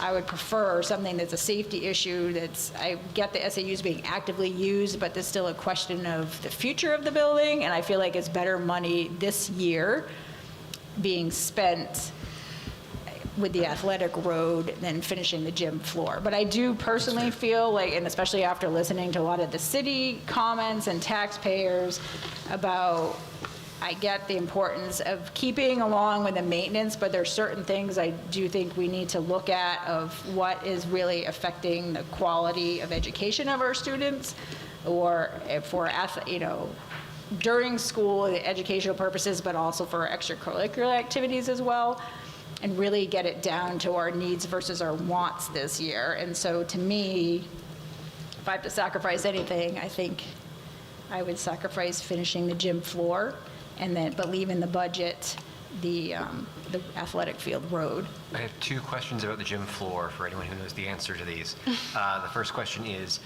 it going to be more expensive to do it a year from now? And two is, are there any safety concerns leaving it a year? I think the answer on, is it more expensive? Logically, yes. I don't know if the chemicals go up, but you have to pay more labor. As far as safety, He left. yeah, I don't know how you quantify it. People use the gym a lot, so are they slipping and breaking? We don't have any sort of injury claims that I'm aware of from using that floor. Okay. Is it a crisis that needs averting, or can it wait a year? It was in the budget because it was in the CIP. We started with a legacy CIP, and that was one of the ones that was in there. So being true to that, we left it in there. There was not a lot of evaluation as to whether, it needs to be done. If you just go in there, you can see it needs to be, everybody can tell it needs to be done, but is it gonna hurt if it's not done this year? MJ's right. It's the only basketball that goes on there are little kids basketball, not that it doesn't matter. Mostly it's used matters for, a lot. Mostly it's used for like indoor track where they throw things and stuff, and for that you're not running around really. Okay. So then I think I agree with MJ's suggestion that we fund the road. The road, which is clearly a safety concern, and we put off the basketball floor for a year, especially because we might not want to keep the building in a year. We don't know. We don't know. So I have. So that, according to the numbers in the budget, I think there's a delta, so we're subtraction of $10,000. Nice. So you want to do that? You just want to leave the 25 grand in there, but point it somewhere else. Say that again. So the price for the road is $15,000, and I hope that's enough. I'm worried that's not enough. But the price for the floor was 25 grand. So if we swap them around, we either reduce it 10,000, or if you just want to swap them around and keep the same 25 grand, I guess that's what I'm asking. Is that probably best if you're concerned that the road might cost more than 15 grand to leave the line item the same at 25? That's what I would like. Okay. Just in case. So we're essentially just pretending like, we're not pretending. We're saying that the athletic road could cost more than $15,000, and you're proposing, or we're talking about keeping that in lieu of the gym floor. Okay. We're going to do floor instead of, do road instead of floor. Instead of floor, okay. Do road, not floor. And then I guess the other one would be the plans for the rooftop garden. To me, this does not seem to be the year to be redesigning a rooftop. And I also feel like maybe there could be other avenues explored, either with the tech center or somebody, I don't know if they have an architectural program, that we could at least get the plans developed somewhere else, either through grant funds or some project. I think that was, we sort of, just to remind us where we got to in the conversation at our previous meeting, I think that was being referred to as an outdoor classroom. Yeah. Am I correct about that, Principal Harkins? So I think that the sort of thinking around that has, or at least the sort of plans for that are changing shape a little bit. And I guess I would caution us about trying to go downwards on budgeting for plans for that, just because when you're dealing with rooftop structures, there's a fair, it's not like, you have to be pretty careful about the planning for that. It's not really a go to a local internship program kind of thing. But my understanding was the place already exists. It's just that the shade and the structure doesn't work. It's not that it's not structurally sound up there, that No, it was but- more of but the it's- what part of- aesthetics and how to No, I think make part of it is work. that you can't grow anything up there right now, and you may have to change soil structure in order to change that, which does actually have weight implications. So I think it's a little more complicated than just like, we want to make it pretty. I have a question, since you're up here. Follow up to MJ's question. Are there plans, curricular plans in the works to use an outdoor classroom that, right now? No, there are a lot of people that have hopes and aspirations of using an outdoor classroom, but we're so far away from like the reality of it happening that not that I'm aware of. I mean, people want And to. is that because it does not currently exist? I would say so. I mean, people go out there and use it as like a space, but it's, we're years away, even if it passes tonight, from anything coming to fruition, so. Right, so I guess my question is outdoor education if looking at the plan going forward for your building, right? Is this because you're wanting to have a plan for an outdoor classroom because there is a need or a desire in your building to do outdoor education wide scale in the building? Yeah, I mean, there is a desire for that, and it's just, we don't have the space to bring kids outside in a reasonable way. I mean, there's lots of grass, but this would be more usable. I don't know how, it would just be more realistic to have a group of students out there. And yes, to get them outdoor classroom, I mean, there was a presentation we had this year about trying to use, have more outdoor classroom space, activities, things like that going on. So yeah, and to your point, Jessica, about like it is for the architectural design isn't just the aesthetics. I mean, that's going to be a piece of it, but that's going to be like, I don't know, the portion out of that amount of money, but it's more like the structural engineering and weight bearing and and then water runoff because of the different types of soil. The soil that's up there right now holds the water so that we don't have the runoff, and evaluating all those things that I don't fully understand, but that was part of that They're conversation. pretty technical. Like I've worked some on them, and they're quite technical plans. It's both a roof as well as a classroom. Right. And that's It is, yes. It is a rooftop. It's been called the rooftop garden, and again, we're trying to rebrand that outdoor classroom on the roof. Do we think that there might be some community partners in our community around that that we might be able to tap? Is it a PTO fundraiser? Is there some other way? Do we think to? So I've spoken with Vital Communities, who is local. I don't even know what they do, but they have ideas and they want to help and they can get some grant money, but not to the amount of money that we're looking to budget here. So I think I'm hopeful that once this part is done, we'll be able to reach out to some of the community partners to get the actual implementation of the aesthetics and the the shades and all those things that we're hoping to get up there. It's like once you've got a design, then you can start fundraising for making it happen. But my hope is, yes, but this big, initial chunk to make sure to be aware of what we're allowed to do up there, egresses and all, that's one of the things that the architects talked about, how many students can we have out there with the egresses and all that kind of stuff, so. Okay. Do you have more questions for us? So I'm super supportive of the outdoor classroom idea. I wonder if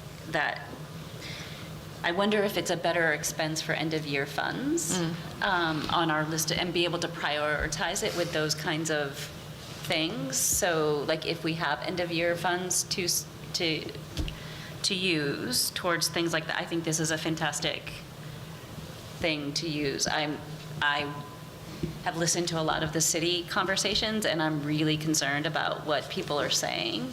And I don't know how well it's received for us to want to continue to spend money on a new building. Do you know?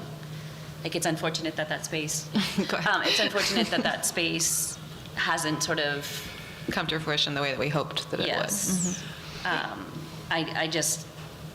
I know it's not a lot of money necessarily in and of itself, but I think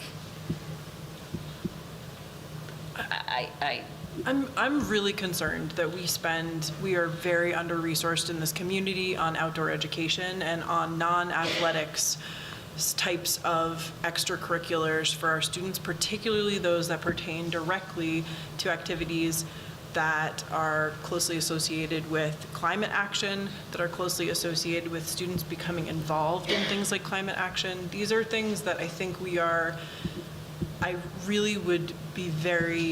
would really encourage the board to think about not pushing those things off into the land of maybe we get to this, maybe we don't. I think that these are really important for some of our students, and they're really important to our community, to some community members. I think that the amount of money that we are talking about here is, again, I think it's important to be careful. We are being very careful with our budget. At the same time, these kinds of programs take many years to develop. Outdoor, sort of this district being more conscious about outdoor education is something that will take years to develop. And if we just continue to say, nope, next year, nope, next year, nope, next year, it will never happen. And we had a presentation earlier this year on our outdoor education investments in this district, and it was very, very, very, very, very thin. I think by even our own acknowledgement. So I would really really encourage this board to think pretty hard about cutting those things. I think the other things that I'm sort of thinking about or wondering about, can the band room carpet be part of the 15,000? Can that be part of the funds that we have left from the renovation project? Can we move the Mount Leb carpet thing to end of year stuff too? Is the Mount Leb carpet thing to do with the asbestos remediation though? Or is that a different carpet thing? It's a different one. Okay. Yeah, I think it's different. End of life carpet. Oh. I like that.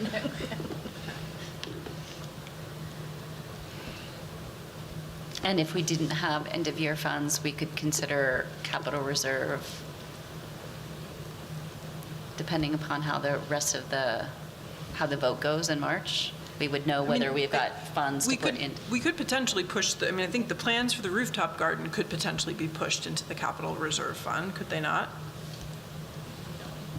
That's reconstruction of renovation. I mean, that's building, renovation, reconstruction, and construction. You're not actually doing it, though. No, but plans are part of construction and renovation. But you may not use the, we had the track plans for like 10 years or something, a long time before we ever used them. But I don't then we think did, but we got there. I mean, I But think you couldn't do the fundraising until you had the plans. I mean, I think if we're feeling that strongly about it, I mean, I think that it should remain where it is, but if we're feeling like we want to this is the year when we want to lean really hard into using up our capital reserve funds, then I think the plans for construction of an outdoor classroom do strike me as being aligned with that. I think that there's other communities that when they want things like these kinds of things, they go out and they try to get community engagement and funds. I mean, for some people, pulling together 25,000 might not be a big deal, but for some of our taxpayers, having even a few more dollars sort of added into their tax bill this coming year,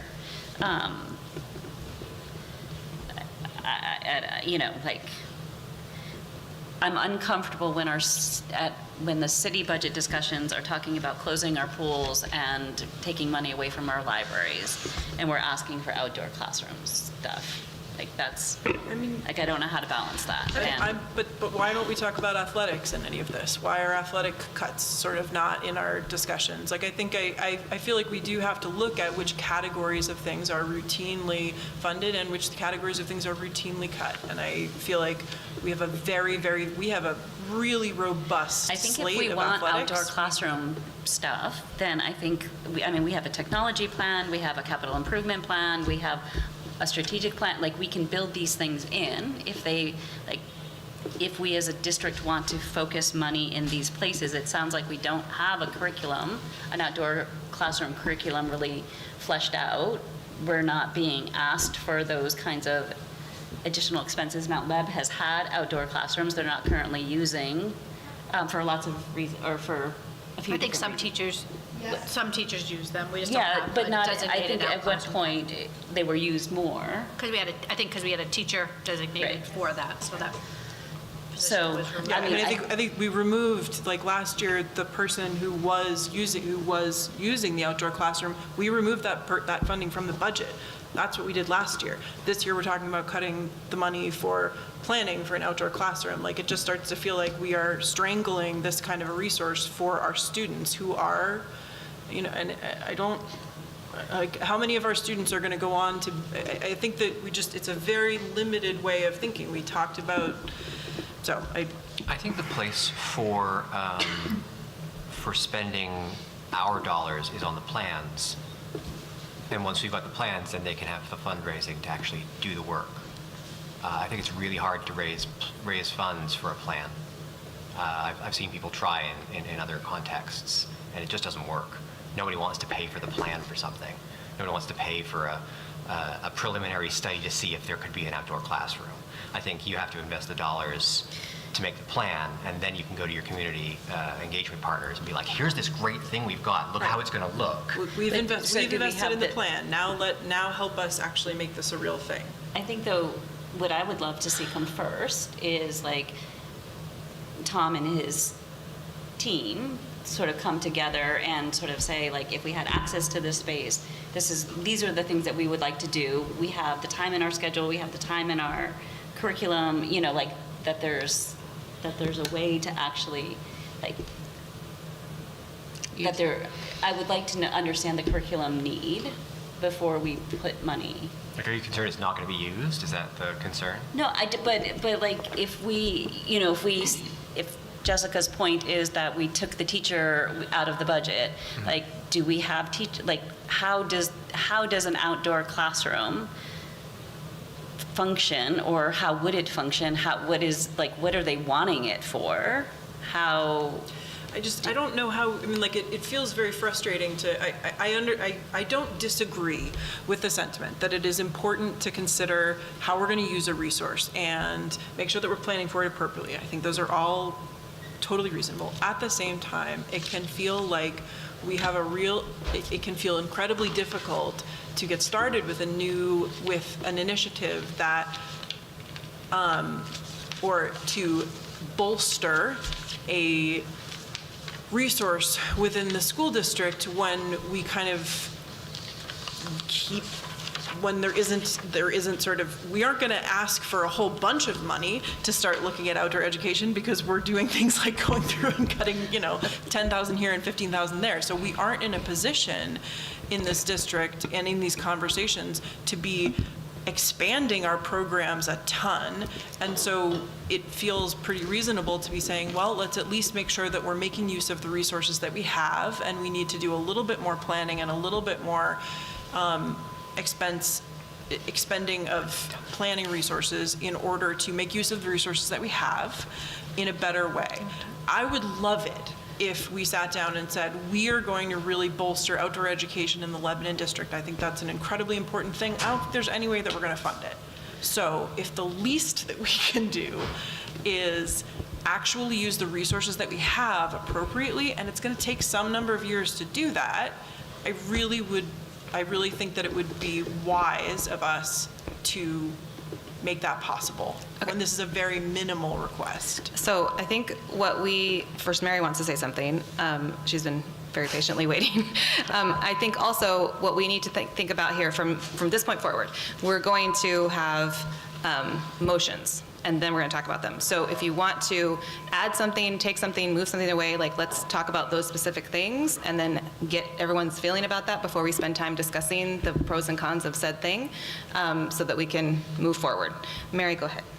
Well, I just wanted to say that there was another teacher and we both retired, of course, but we started the gardens at Mount Lev, which were the first ones, and they were very well accepted. It was a lot of work. and we wrote grants to be able to do that. But I think, I do see that as the kids grow and they come to a middle school, there isn't anything for them to get attached to or get involved with. And I know we're not a rural community, but I also know we have a lot of land around us. So for kids to be able to use what they know and how to garden or grow things or think about the community as a whole, I think it would be well worth their money. Thank you. Are there non-rooftop alternatives for outdoor education? Sorry, can you say that louder? Are there non-rooftop alternatives that we could be exploring for outdoor education? At the middle school? Yeah. Good question. Yes. There's a trail network out back. It's the hard part is the time it takes to get out there and get back, and the really nice thing about the rooftop outdoor classroom on the roof is just the proximity. It's right outside the science classroom, the science wing. It's just much more accessible to get there, get outdoors, and get back inside, as opposed, there's lots of people have lots of ideas, like I was saying, as far as what are the plans. There's lots of ideas that get kind of bantied about, but they haven't taken root just because of time and proximity, basically. They're right outside the parking lot, but it takes a while just to get a class up and moving, and then by the time you get out there, you have just a few minutes before the end of the class. And we've explored a lot of options as far as some flexible scheduling to try and get people out there. We haven't gotten there yet, so there's other things sort of in the works, but this was one of the ones that seemed the most logical, just because, like someone said, the fact that it hasn't come to fruition the way the building was designed to have that area used, it's just pretty much an unused space right now, which seems like a loss. These are just the other two funds. Okay. All right, so, John. I would love to make a motion. Great. I'd like to make a motion that our operating budget for the FY 25-26 school year is $53,749,747. Okay, so what does that entail? That is $200,000 less than the budget being put forward by the administration, and it's about halfway between the default budget and the budget being proposed. Can you give me the number one more time? $53,749,747. And my reasoning is that I've heard a lot of things that people feel like could come out, and I think generally, that's my approximations, I think we can get to about $200,000.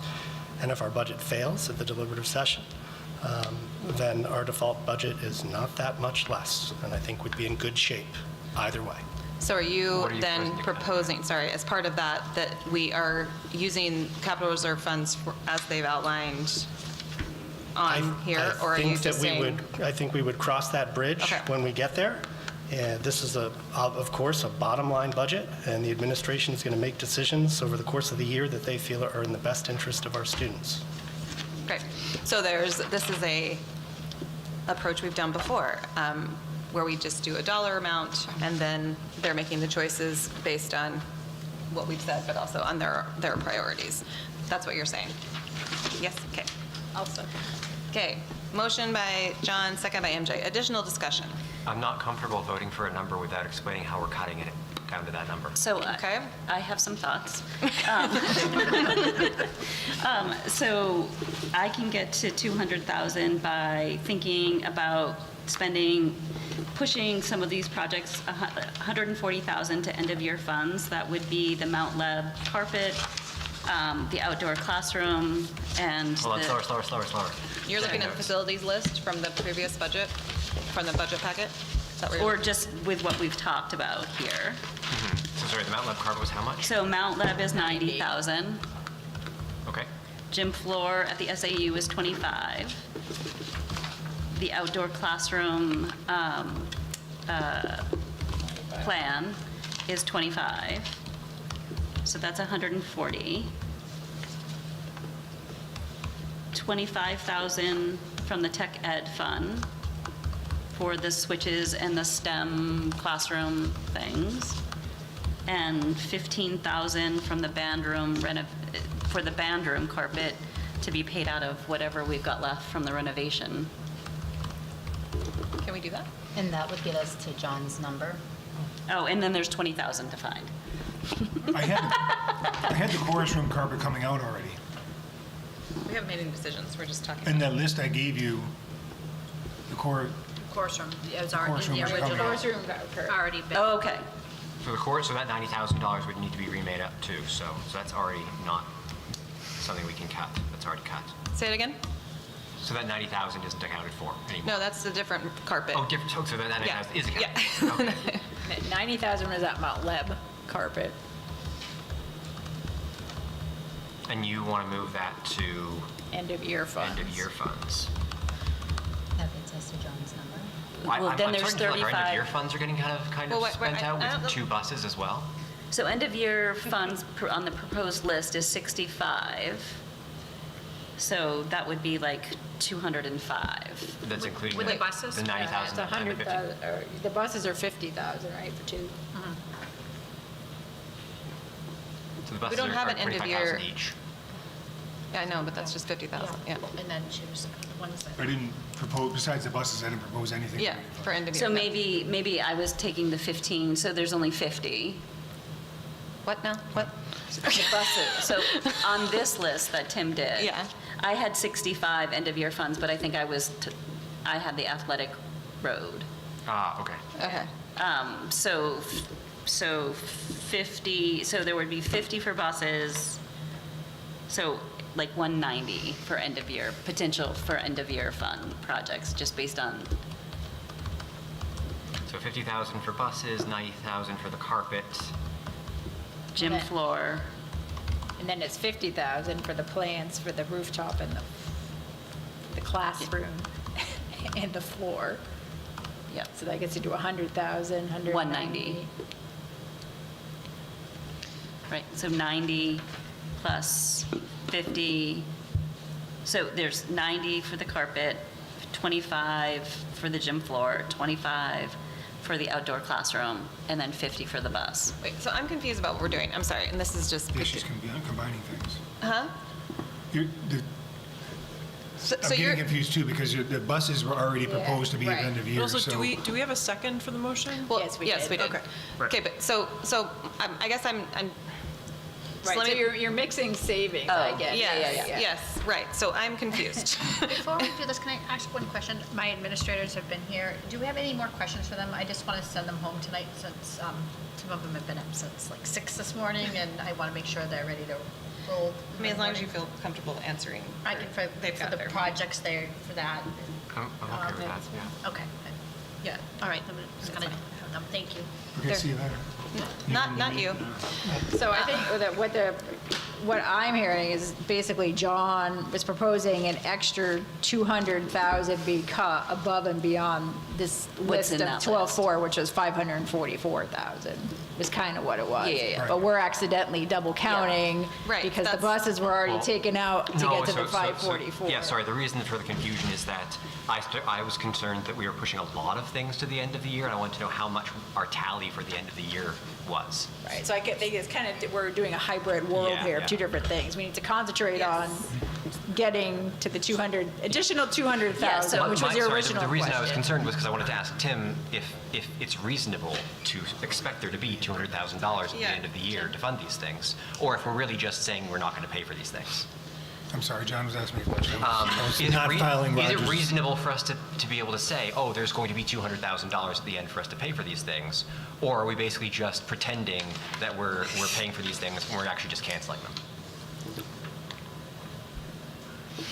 I'm trying to be not as conservative as usual. I mean, realistically, $200,000 doesn't scare. I mean, Wendy's got enough history. Like, I think we've always had $200,000 to spend. I hate putting to an end of year because I feel like it's a checkbook that sometimes is not going to be there. But I can't point to a year where we didn't have 200 grand. Because maybe this is the year, though. That's always a risk. Right.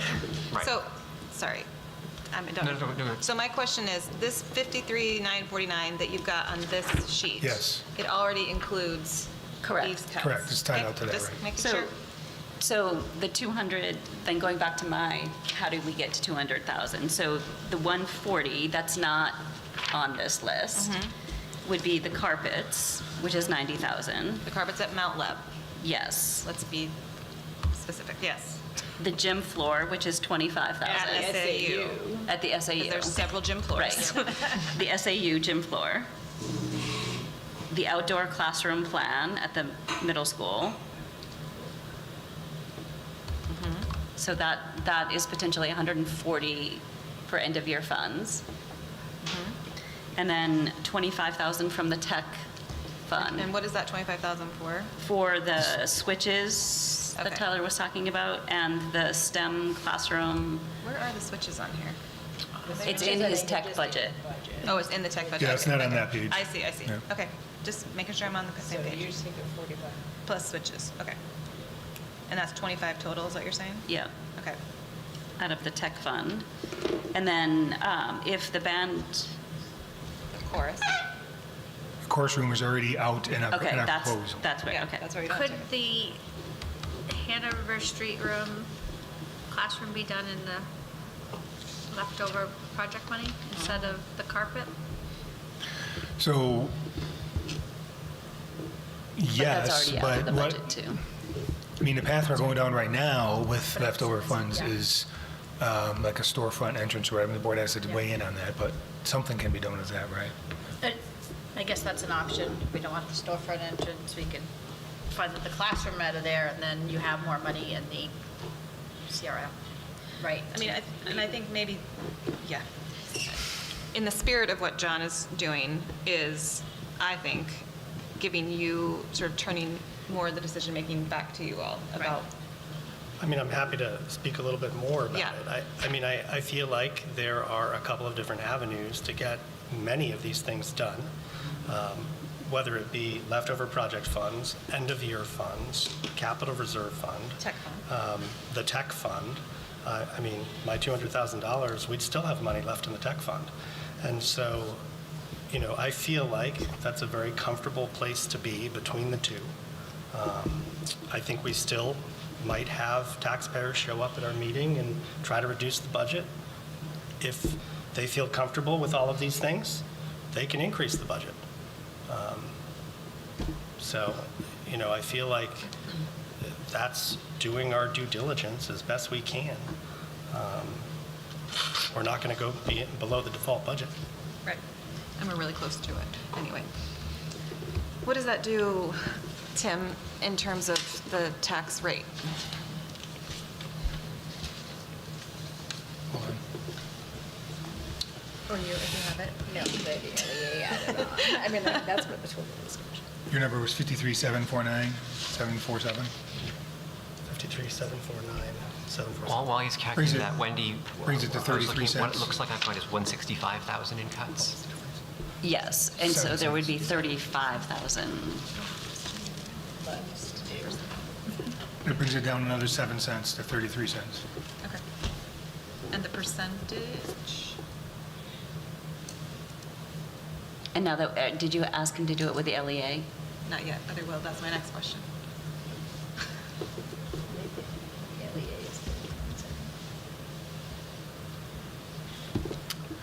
Trying to redo my formula. Hold on. Sorry. I know you don't like to do math on the fly. I apologize.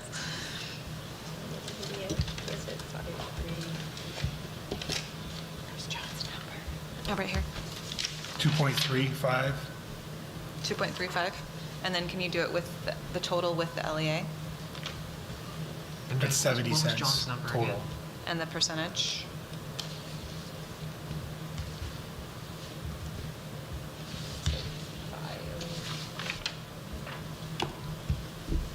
$0.70 with the LEA. That's Yeah. what he says.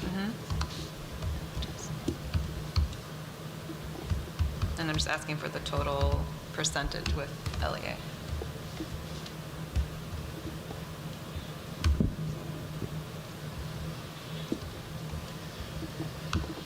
$5.05. 5.05%. Okay. That's with John's number? Yeah. Sorry, what was John's number? Joe, again, it's right here, 253. 53749-747. Sorry, 53749-747? Yep.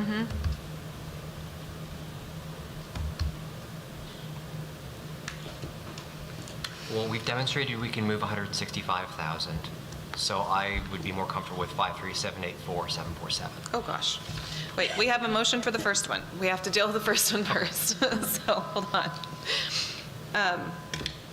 So the motion on the table is for 53749-747, which reduces the proposed modifications plus another 200,000 with various ways to get to that and various funds to use for that. That's the current motion. Any additional discussion on that motion? I'm still not comfortable with voting for it unless we can identify where that other $35,000 is going to come from. I agree. I'm not in support of that. Yeah, any other comments? I agree. I think though, if we're talking about $35,000, do you feel like you can identify that without impacting education or staff? So if you're looking for 35,000, I mean, so is there more tech that we can find? Like, so for you to find 35,000 in addition to what we've identified? I think it most likely just is moving projects to different items. So if we decide that we want to not do the front facing of Hanover Street and move the classroom to that project, then we have 125 worth of projects I can pull out that way and pay with the CRM. And some of these other projects that are still left in the budget, we could use capital reserve funds. Correct. That's what, yeah, she's saying. She could move around how we use capital reserve. Yeah. Gives them a freedom to figure out that. Kevin, you were going to say something? Or do we reach consensus if we add $35,000 to this? I would be more comfortable with that number with extra $35,000. So instead of cutting it by 200,000, we cut it by 165. Go ahead. But can't that 35,000, I mean, you may not even have to cut additional things, because that could be just a movement in someone's salary or health, right? If you hire somebody at a different, I mean, 35,000 to me is a pretty low threshold to have to meet, and you could get it even with just a change in job of somebody or hire, like just through attrition or somebody hiring. not selecting the family. Right. Well, Okay, but, I mean, so- what Go the other about way too, right? go the other way too? I mean, I think like this is all. I'm not. So there's two different, sorry to interrupt. There's two different philosophies on sort of how we approach this, and we are doing both at the same time. So the one philosophy is we dictate as a board every single thing that gets cut or every single thing that gets added or every single fund that comes from it. The other philosophy is we give dollar amounts and we say, reach this dollar amount. We trust the administration to get to that dollar amount using their priorities and what they understand about our priorities. We're doing both at the same time. So Go ahead. I don't mind giving them a number to set to. I just want to make sure that we at least have an idea of where that money can come from. They can still choose to do different things with that money, but I'd really like us to be able to say at least, well, okay, we know that this money can come out without doing too much harm. Yeah, I feel confident that that's the case. That's what what I believe, but we have to vote on it and decide. And I mean, I guess if you wanted to make yourself feel comfortable, there's quite a bit of painting and cosmetic things that are still in the list here that at least adds up to another 20,000 out of the 35. So I think that there's still some things that, you know, if they don't get the savings on a salary higher, then do you really need to repaint the front hallway for student education and, you know, the quality of And again, there could be additional end-of-year funds, or we could I at don't that want to point. nickel and dime our students out of a school that looks nice. Yeah. Come on. I mean, but so she's not saying that we do that. I'm not what I'm saying, and that's sort of me personally. I think we can trust them to come up with the plans that are not going to affect students. That's what I'm saying. So, especially if we're talking about 35,000, if we're talking about 200,000, we can trust them to come up with the plans. But we've given them pretty much all of this kind of movement. And Amy's point is a good one, that depending on how we use the finished up money from the renovation, right, how we spend that, and what gets spent out of that, it could change what we pull out of capital reserve, and then suddenly there's money we've earmarked in capital reserve that now could go to all of these different places. I don't think it's that these things can get rid of. I just think that it is something that can be worked out because it's a small amount, relatively speaking. Amy, are you comfortable with that number, with that 200,000 number? Yeah, I think that I'm able to do that, make the 200,000 adjustments without impacting staff and programming. All right. Let's vote on the motion at hand. If we need to change it, we'll change it.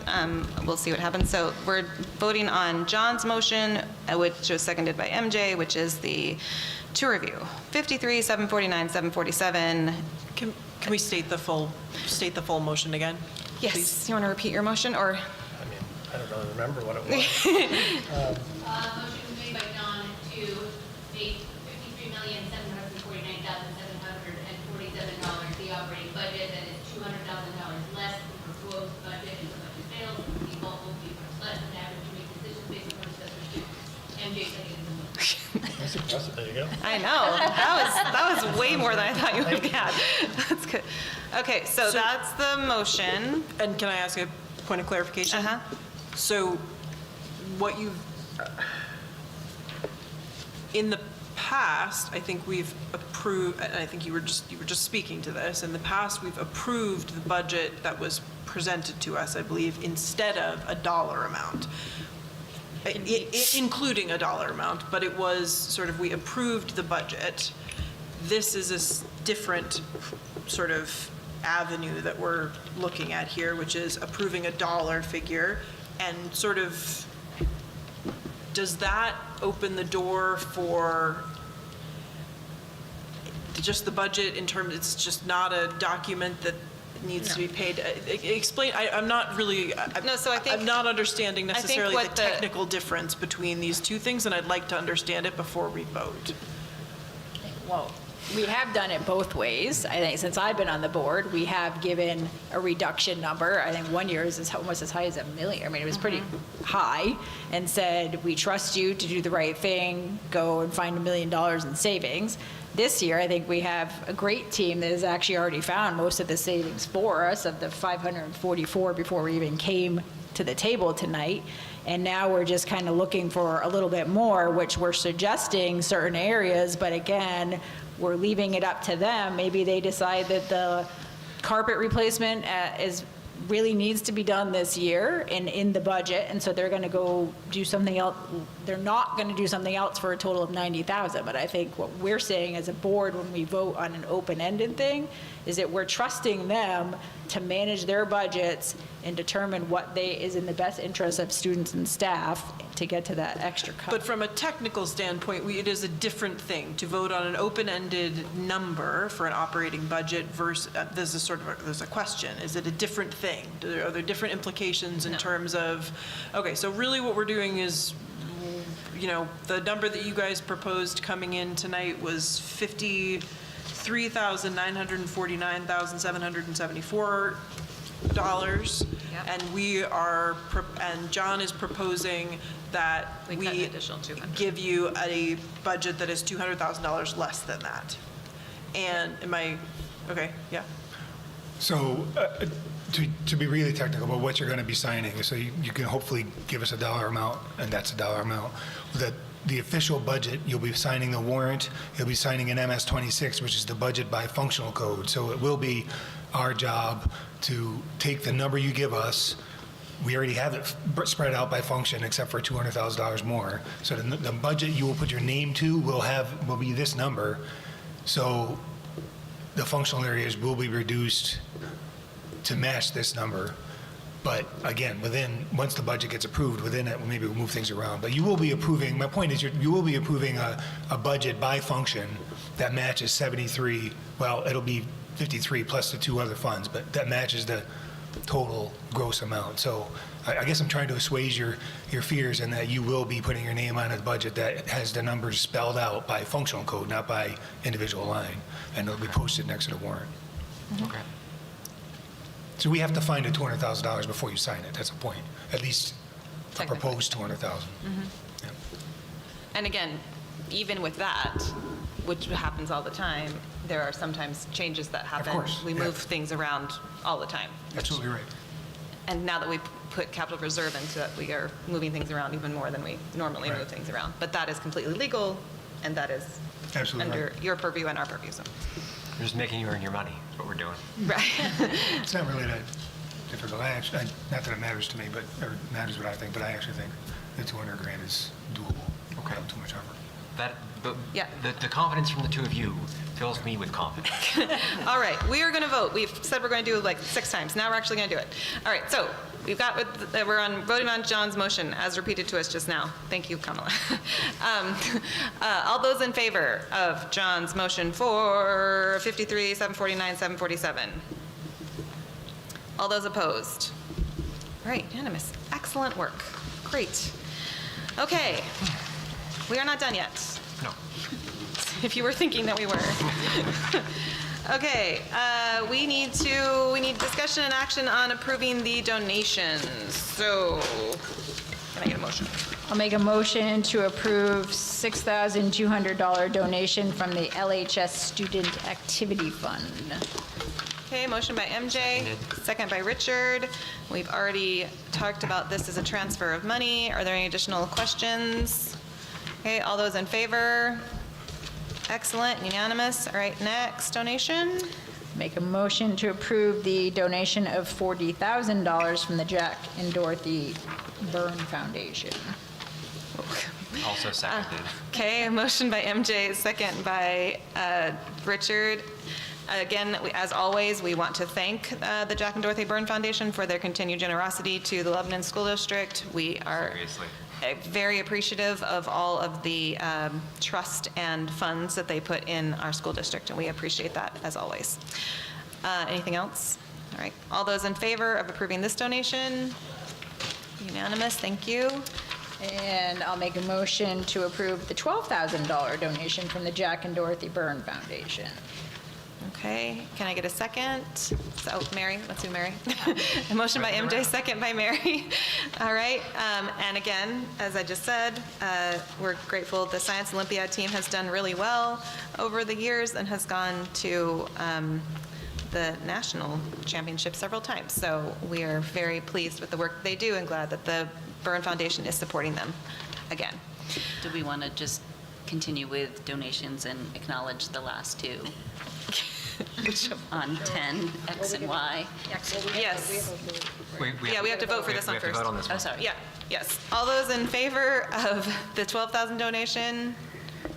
Yes, okay, thank you. That's And good. just as a point, for the record, can you just say my motions were for the actual specific purposes? Because I guess I was reading down below and I should have read up above, so pretend I read for the actual purpose. The Dorothy, the $40,000 is for the makerspace and the $12,000 for the Science Olympiad. Yes, thank you. Can we pretend? And yes, let's jump to, we're just going to jump to 10X. X and Y. And Y, Just yes. acknowledgements. So can we get a motion for 10X? I don't have a 10X or Y. It's right here. I move that we acknowledge and approve a donation of $2,000 from the Byrne Foundation to pay for the backdrop rentals for the Wet Paint Players production of The Sound of Music, and that we acknowledge the donation of $500 from Dana Cook, donation for the backdrop Rentals. Can we do both of them together? I think we can, right? I think so, absolutely. Okay. All right. So again, we're grateful. The Wet Paint Players did a fabulous production of The Sound of Music. We did not talk about that earlier during our student report, but it was amazing. The backdrops were a really important part of the whole production.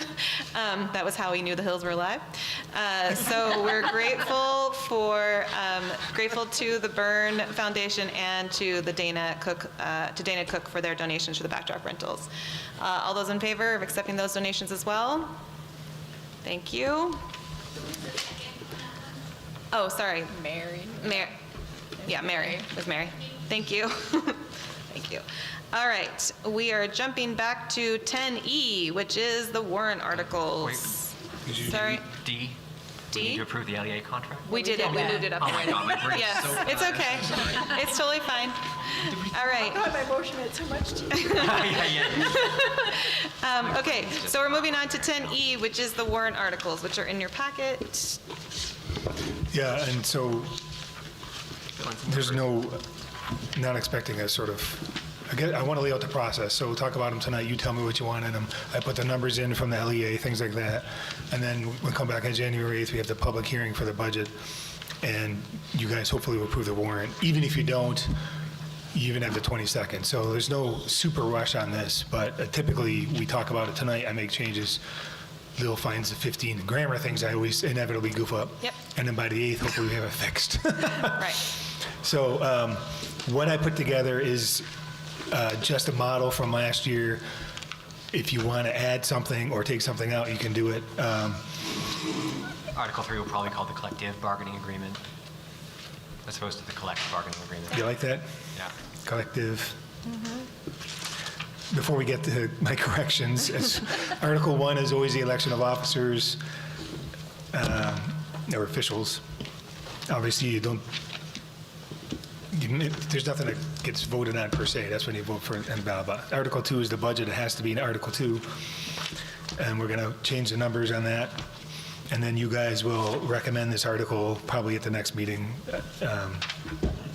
And you'll say 9-0, hopefully, and I'll put it in there. That has to be in there because of the board a couple years ago had it on the warrant to have the recommendations on there, so it has to have a tally. Article 3 will be the collective. It doesn't have to be the collective bargaining agreement. It typically is, so that's why I left it. Article 4, and you probably heard about this before, but last time, when we had a collective bargaining agreement, we had another warrant article to call for a special meeting should the collective bargaining agreement fail. So this is completely optional. I just pulled it over from last year or 2 years, whenever it was. I think it was last year. The way this reads is if Article 3 goes down in defeat, there can be a special meeting to reconsider. If you don't have to have it, if you don't have it and it goes down in defeat, there's just no contract. And then Article 5, I put an appropriation to which is our usual one. I didn't put a special ed appropriation on there. We can do that if you want. I don't really know if it's particularly necessary, so I didn't put it on there. There's no harm in it. We always take it out of year-end funds if there's any left, so there would be no impact to taxes. And we could put more contributions in if you want. There might be a change. Here's one more change. If there's a petition warrant article, there's a deadline set by DRA for petition warrant articles. It's not until January. So if there's a petition warrant article, it will go on here, whether you like it or not. Good to know. It only takes 25 signatures. Yeah. Wow. I know, it's not a high bar. That's very small. Yeah. Okay. Wait, can we talk about that a little bit more in a minute? We should not. We can talk about it, yes, but we probably should not talk about it right this second, but we can talk about it at another point. Hold on. Let's talk about, do you want us to decide, or not until January, who's saying what for these things? I think we should nail down what's going to be on the warrant and then pick on January. Okay, that's fine. I just want to make sure before we moved off. So, by nail down what's going to be on the warrant, you mean for Article 2, the actual number? No, I mean, do you want Article 4 on there? Do you want any other cap reserve contributions on there? And I don't know what else. That's basically it. I think I do want Article 4 on there. Yeah. I do That's a too. really good idea, especially this year. Yeah. And I I don't know might, if you need to vote on that, but. No, I don't think so. and I might consider, with Article 5, reducing the number from 600 to 500, Yeah. just to give us a little more leeway potentially with end-of-year funds. Should we consider anything with special education, considering we have no idea what the future holds in regard to special ed funding from the state? Tim and I talked about that with that piece. I think it's probably wise, given we don't see a huge decrease probably coming there, but after that, I'm not sure what the appropriations. Oh, the other thing is they go in order. So if Article 5 is the building fund and Article 6 is special ed, that's the order in which they get funded. So if there's enough money for the building fund, If you put them in that order, whatever's first. if you flip them around, then special ed goes first. Okay. What kind of number would we'd be floating for the How much special we ed have one. in we have 1.7. 1.7, I was going to suggest 250,000. Are we pulling 250,000 out this year? Out of that We just special ed fund? we're putting in 250, right? Oh, you're putting in 250. Sorry, From- somewhere else in the, No, from you last guys, year. it was in the warrant Yes, last year. okay. And it'll be in there next week. okay. And that can be, just as a clarification, that fund can be used, so if we have a deficit of special education funding, do we have to, can it just be used for special education directly, or do we have to have a public hearing to Public do that? hearing. Okay, but we can still use it for, yeah, okay. Placements or- Right, for when we get out of district or whatever, that is above and beyond, or the state doesn't fund what it thinks it's going to fund, but, okay. Just want to make So sure. then I might do, Guess in light of the order, if we're going to do the special education bond, I personally would prefer that we fund that first over capital reserve. So I would think that would be, in my mind, I would like that to be Article 5 would be funding the special education, and Article 6 then would become the capital reserve The fund. 500,000 capital reserve. I'm okay with that. and maybe reduce capital reserve to 4, so that, I think we want to have some, we want End of to. year funds. Yeah. So special education, 250, capital reserve. Just given how much we're pulling out of the capital reserve, I think I'd be more comfortable asking for the 5. So what Wendy is suggesting is if we do these numbers, these lower Yeah. numbers, there will be more leftover funds at the end of the year that we would be able to tap for capital reserve expenditures. So and we're taking out about 300 at this point Okay. out of capital reserve. When I give you an So end of we year. are asking for more than we're taking out Yeah. right now. Okay. When I give you an end of year projection for funds, I take out the $1 million in both of these. Okay. Okay, I'm comfortable with 4 then. 4. So do we need to vote on this? So how does everyone feel about 4 for the capital reserve and 250 for special I can education? just make a motion. You can make a motion, go ahead. I'll make a motion to have in Article 5, which is to fund or appropriate funds for the special education fund in the amount of $250,000, and then to make an Article 6 for the appropriation, the Lebanon School District Construction and Renovation Capital Reserve Fund in the amount of $400,000 for the warrant article. I'll second that. Okay, so motion by MJ, second by Richard. Additional questions? All those in favor? Excellent. Awesome. Thank you very much. Thank you. Okay. Now, the part that we've been waiting for all. Gosh, yes, policy. Save the best for last. Shoot. Okay. I will make a motion. Wendy, I got 2 minor emendations. Well, before just to make, do you want to take some out, or are they just minor? They're minor. IGER needs to have 1 sentence struck from it because I fixed it, but somehow the fixed version didn't get into this packet. Oh, okay. It asks if they've read the material twice. And then. But no substantive changes. No, just JJIB, we need to remove as JJIC because we don't have that policy. Yeah. So I'll make a motion to move policies under section 10, new business F through T, to a second reading. I will second with that. minor edits. With minor edits. I will Go ahead. happily second that motion. Okay, so motion by Wendy, second by Richard. I just have 2 questions, I have a lot of grammar stuff, but I have 2 questions. One is on, just a second. Oh, it's AD, is that right? Philosophy of the school. Philosophy of the school district. And it says, it's like 2 sentences. Lebanon School Board shall direct each school in the district to adopt a written philosophy and a statement of goals and objectives consistent with the goals of the state board. These will be reviewed at least every 5 years. Do we currently have those for each school? A written philosophy and statement? The way that policy AD appeared was the CARE statement. It was actually a mission statement for the district. So in our conversations in policy and in looking at the New Hampshire School Board Association version, we felt it was important to just pull that out and make that part of like the strategic plan process and for each school to do their, like, so Everyone cares. instead of embedding it in the policy. So I don't know that. So we don't do it yet, but we're going to, is what we're saying. Well, I think we were going to have this as a general, and then that philosophy the school philosophy could change. Right now, we still have cares, or no cares. Which is districts. That's district, but the schools have cares too. Well, the Yeah. school has pride and all that stuff. Yeah. Okay, okay. Another minor amendation, I just noticed we didn't change the title of this one, of AD. The title should now be Philosophy of the School District, and it still reads Mission Statement for Lebanon School District. Philosophy. Okay. And then the other question I had, and it was on the high school grad, so this is on IKF, the graduation. So we have two charts. Right, one's the state one, and then there's ours, which But they don't seem all that different. That's what I was.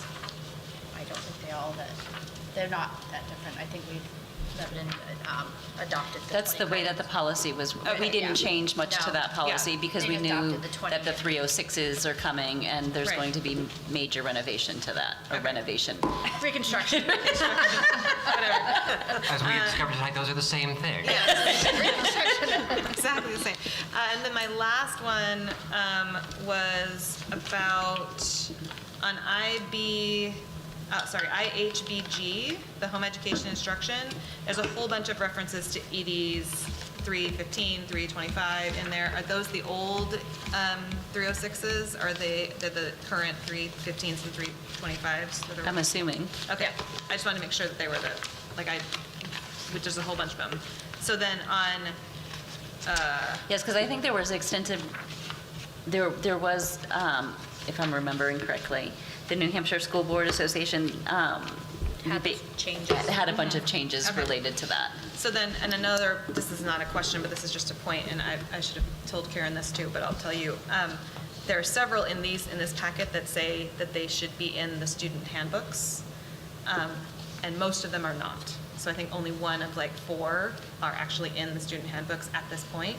So EC, as a note to EC, we just need to remember to go through and make sure that these that say they should be in the handbook are actually in the handbook. And I think that you can search our policy database with the word handbook. Right. Yeah, but I think it's a good thing to do before our meeting in advance. Appendix. Well, some of them are in the appendix and some of them aren't, but some of them say they should be in so we have to decide what does in mean. Does in mean you reference it, or is it in, because some of them are actually in, like the hazing is actually in word for word. Yep. So we just need to decide, and we can decide that in EC, does in mean there's a reference to it in the handbook that people can get to it, or does in mean within the text of it? Especially because none of us here have decided that the word handbook should be in any of these policies. It's always a directorate from the top. Right, exactly. So that's it. All the rest of mine are fine. Other questions related to policies? Okay, so motion, and it was F through T? Is that right? F through T, F through yes. T. All right, all those in favor of moving them on to second reading? Great, unanimous, perfect. I'll make a motion to move the policies under 10U and V, which are policies to withdraw, so move those to a second reading. Okay, motion by Wendy, second by Tia. Thank you. All right, Just a question? No, question? Because I don't, maybe your meeting minutes were in there and I missed them. In the packet. In the packet. So can you just say, why are these two being withdrawn? Are they covered under something else? Or? So, yes, so IHBGR is replaced by, JJJ? yes, the JJJRs, R1. Yeah. And the KEC was recommended by EC, and we created the form for IGE. IGE and IGER. Okay. All right, any other questions on those? All right, all those in favor of moving them on to second reading to be withdrawn? Great, unanimous. And then I'll make a motion to accept our reviewed policy report from Policy Committee dated December 2nd, 2024. Okay, motion by Wendy, second by Tia. Any additional questions about those? There's some grammar things in those, but I'm going to fix them. They'll be fine. Perfect. So, any other questions? No? All right. All those in favor? Great. Okay, we have done X and Y. We need to add one more thing, so we have Z. No, we don't. We're good. All right. How about another policy? Nope. All right. F and F will meet on January 13th at 4 p.m. at the SAU office. Policy committee met on December 2nd. We have seen the fruits of their labors. Their next meeting will be January 13th at 8:15 at the SAU office. EC met on November 4th. Our next meeting is coming up on Monday, December 16th at 4:15 at the SAU office, where we're doing handbooks and calendaring, starting it. PNN is all done. Good for you. Stand down. Student Wellness Advisory Committee met on October 4th, and the next meetings will be on January 8th and May 7th. HACTC met on December 3rd, and they talked to you about their new calendar, right? Okay. And we had a lovely lunch, and their tuition is not going to increase. That's what I was gonna Yes. say. So tuition is not going to increase. Hooray, that's But excellent. they're not going to be able to offer the 2 sessions because of the building shapes right now. There's no place to put them. Well, that's too bad, but the not increase is good news. Right. All right, area committee met on October 15th. The next meeting is February 25th at LMS. School district city task force met on October 24th. Their next meeting is to be determined. We don't have a day for that yet? I don't have it on my calendar. I can reach out to Okay. our city manager. Okay. Housing task force met on October 21st, and that is still... We met on November 18th. Okay, thank you. Had a little presentation about housing units in Lebanon and how the assessor tries to count or create an accurate list of the different properties in the city. The city spent a lot of time counting units, I learned. We also looked at and discussed the housing master plan chapter, and that was done in 2012, and it needs to be updated. And our next meeting is Monday, the 16th. Okay, 12/16, thank you. Oh, that's a fun day for you. What time is that meeting? In the morning. Oh, okay. Fine. Okay, future agenda items or recommendations or questions? Any? I have a question. Okay. Just who should I go to ask what the amount is that Lebanon taxpayers pay to the state education part of our bill? And then what are the funds that we get back from that? That's a good question. So should I go to the city?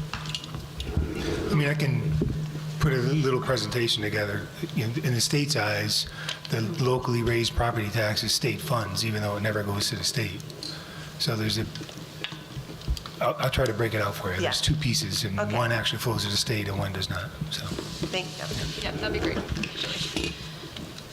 Any other questions? No? Okay, important dates and district announcements. Our next school board meeting and public hearing on the budget is Wednesday, January 8th, here. And then the following meeting is Wednesday, January 22nd. Our deliberative session is Saturday, February 1st at 9 a.m. here, and the snow date is February 3rd, also here. And will we start to put the dates for the filing?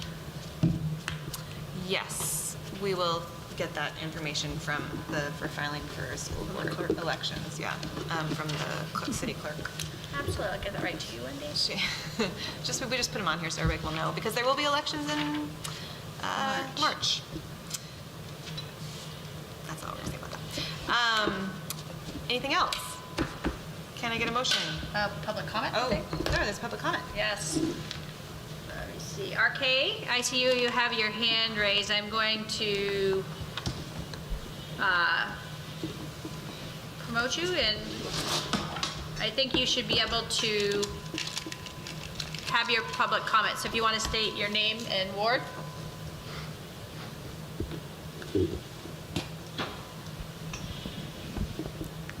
Hello? Can you hear us? Is there someone? Can you hear me now? Yes, thank you. Okay, thank you. I just wanted to say, I came into the meeting late, so I didn't hear everything, but I wanted to say that I appreciate hearing consideration of Lebanon's residents when discussing the proposed budget.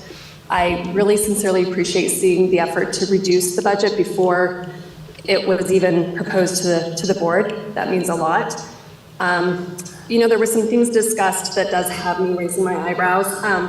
I do have 4 kids, one of which is in the middle school, and while I think that a rooftop classroom sounds nice, I personally won't be sad if it doesn't come to fruition. I'd rather see my kids out running around and getting more outside time on the ground rather than being stuck on a rooftop. So I just felt pressed to put my input out there that it is a grand, nice idea, but it seems, I've done a lot of construction projects in my time, and I didn't even want to know what the cost would be of such a project. But anyway, I will be watching, and I really appreciate everything that you guys are doing for us. Rebecca, can you so say, Rebecca, can you say your name and ward? Yes, this is Rebecca Katamas, Ward 2. Thank you. Appreciate it. I recognize your voice. Recognize your voice. Thank you for your time, guys. Okay. Thank you. All right. Is there anyone else on public comment? There is not. Okay, and there's no one in the room, so we will close public comment again. And now I need a motion to close the meeting. So moved. Okay, motion by Richard to close the meeting. Can I get a second by Mary? All those in favor? Excellent. Thank you all very much. Appreciate it.